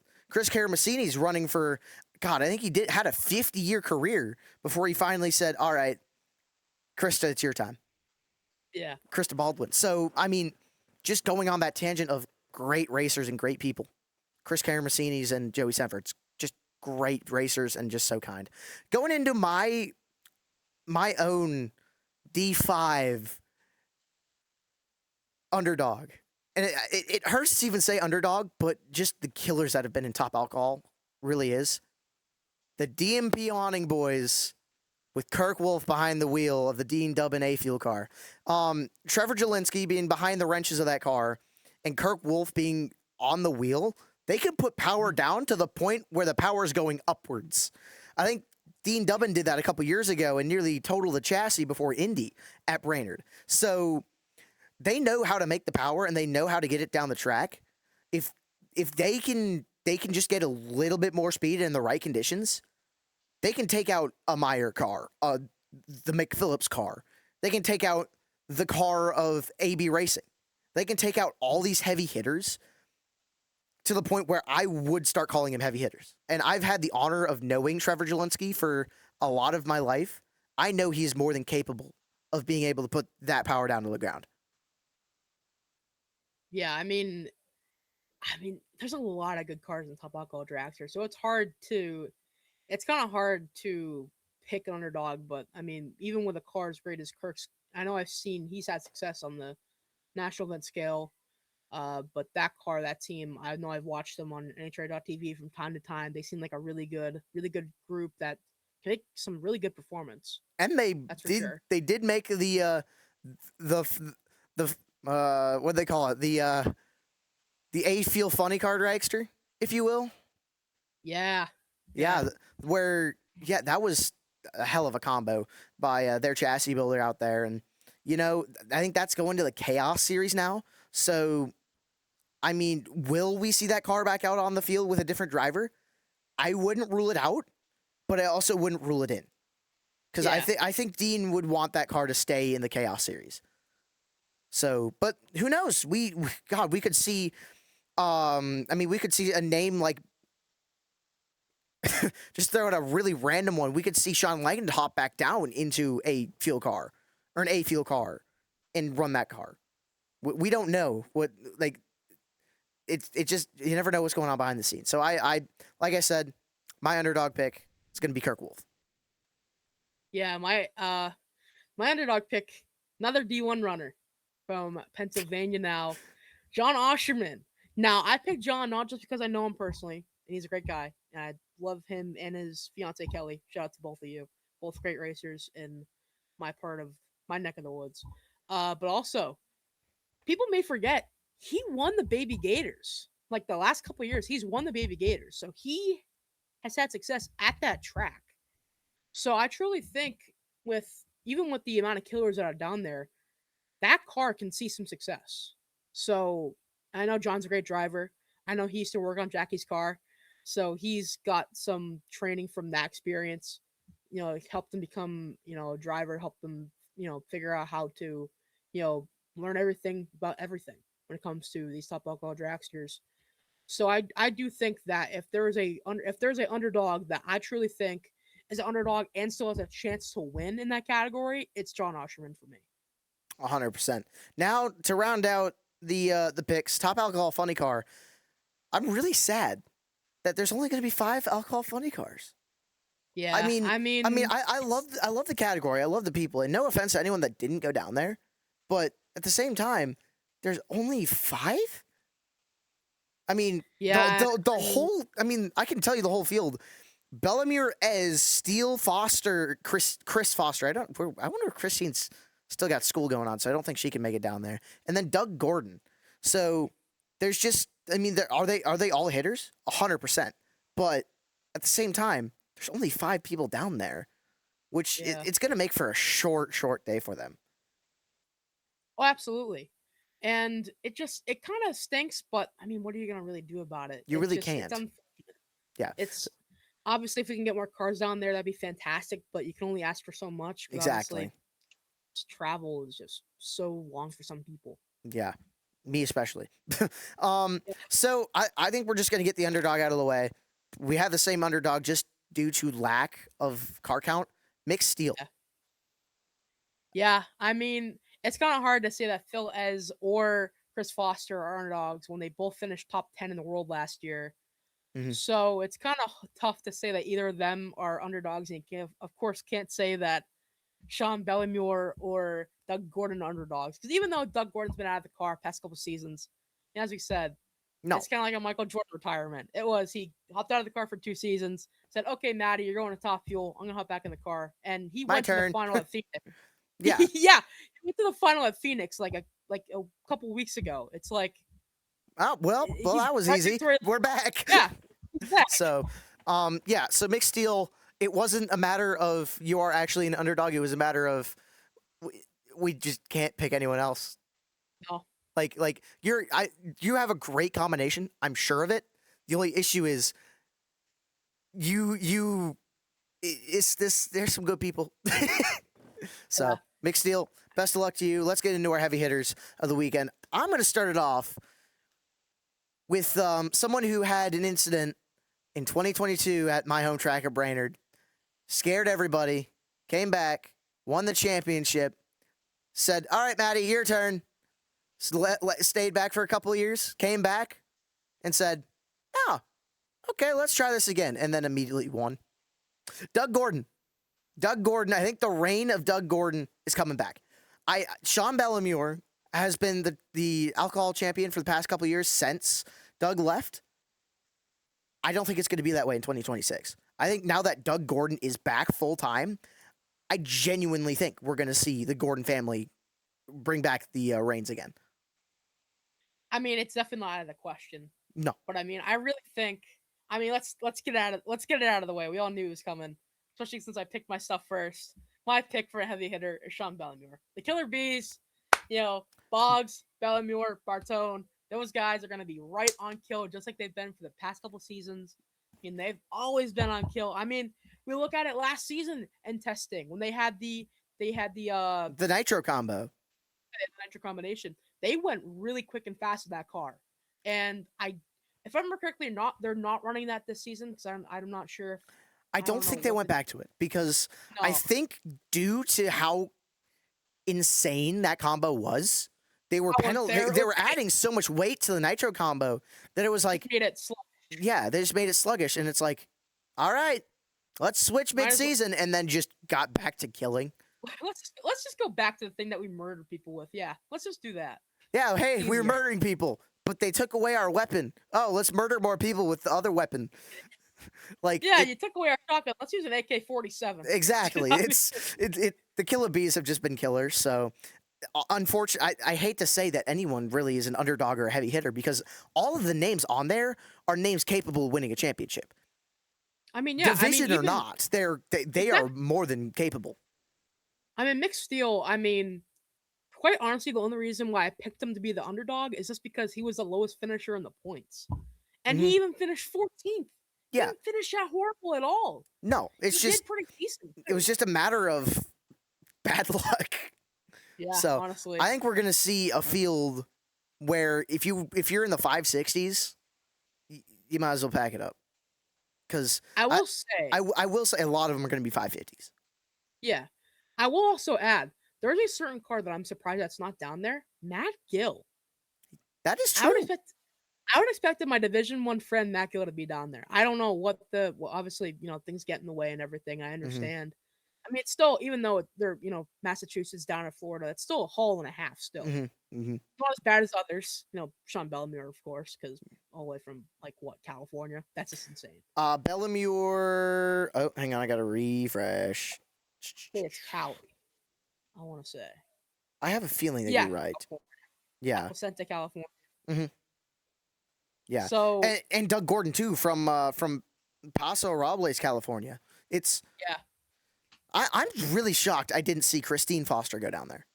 And of course, no, I have a feeling it was because school wouldn't let her because she is a school psychologist, I believe, or school counselor. She's one of the coolest fucking school counselors. Sorry to say that. There's no other way I could put it. She is one of if I had her at my school, I would be going to her daily just to talk, dude. Like if I had that as my school counselor, I'll tell you what, I would be taking lunch in there every day. yeah. Like I mean, I it's gotta there's be. there's nothing to say. Like that is one of the coolest things you could do as a school counselor. And the fact that she's not down there, I have a feeling school wouldn't let her down there, which Yeah, come on, man. But at the same time, I understand the Chambliss Roofing car will not be down at Gainesville this year. I do hope to see it back really shortly. yeah. I mean, once again, it's just obviously it's just so hard for people to travel, to, especially because, when you get to Florida, I mean, that's like southeast. I mean, obviously it's not I mean, Gainesville isn't as far southeast as you can get. Obviously you get to Key West, but that's pretty much not, you can't even get to that at that point, barely. So it's kind of like it's kind of a far drive for really anybody. I mean, anybody in the Northeast, anybody in the Midwest, anybody in the West, anybody anywhere other than being in the Southeast itself. It's Yeah. hard to Looking travel. at the entry list though, the closest person came from Tennessee. Yeah, So it's gonna be, and that was mixed steel. So it's gonna be. I have a feeling that as we get more and more into the season, there will be more and more cars showing up. absolutely. I think So once we get, further into the season, I totally agree. We're gonna see car counts start to go up, especially once we get towards like the Midwest part. We kind of get towards, parts where there's a lot more surrounding areas, especially mhm, like when you get towards even Texas and all that stuff. You're gonna see car counts start to rise. exactly.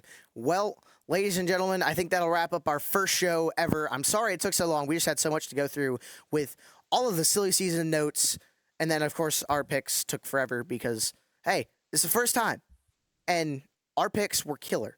So hopefully next week will not be as long as we get ready for Pomona, and I think there's some big money stuff next weekend. There might be, I think, but I do believe the next race for the NHRA is Phoenix rather No, than I thought it was Pomona. Pomona. Hang on, now One you're gonna second. make me look. Now we use the internet. Let's see what we Yep. got. Now we. This is the point where this is unscripted. Oh, it is Arizona. I thought they were gonna be gonna go to Pomona next. Nope, they are going to Arizona at the end of March 20th to 22nd, and Yeah, and then then I believe then it'll be Pomona. yes, I believe that's right. That sounds about right. So, ladies and gentlemen, thank you guys so much for tuning into a Mike at the Stripe podcast. I'm Gabe Killian, I'm Seth Noble. and we will see you guys next week. See ya. Oh!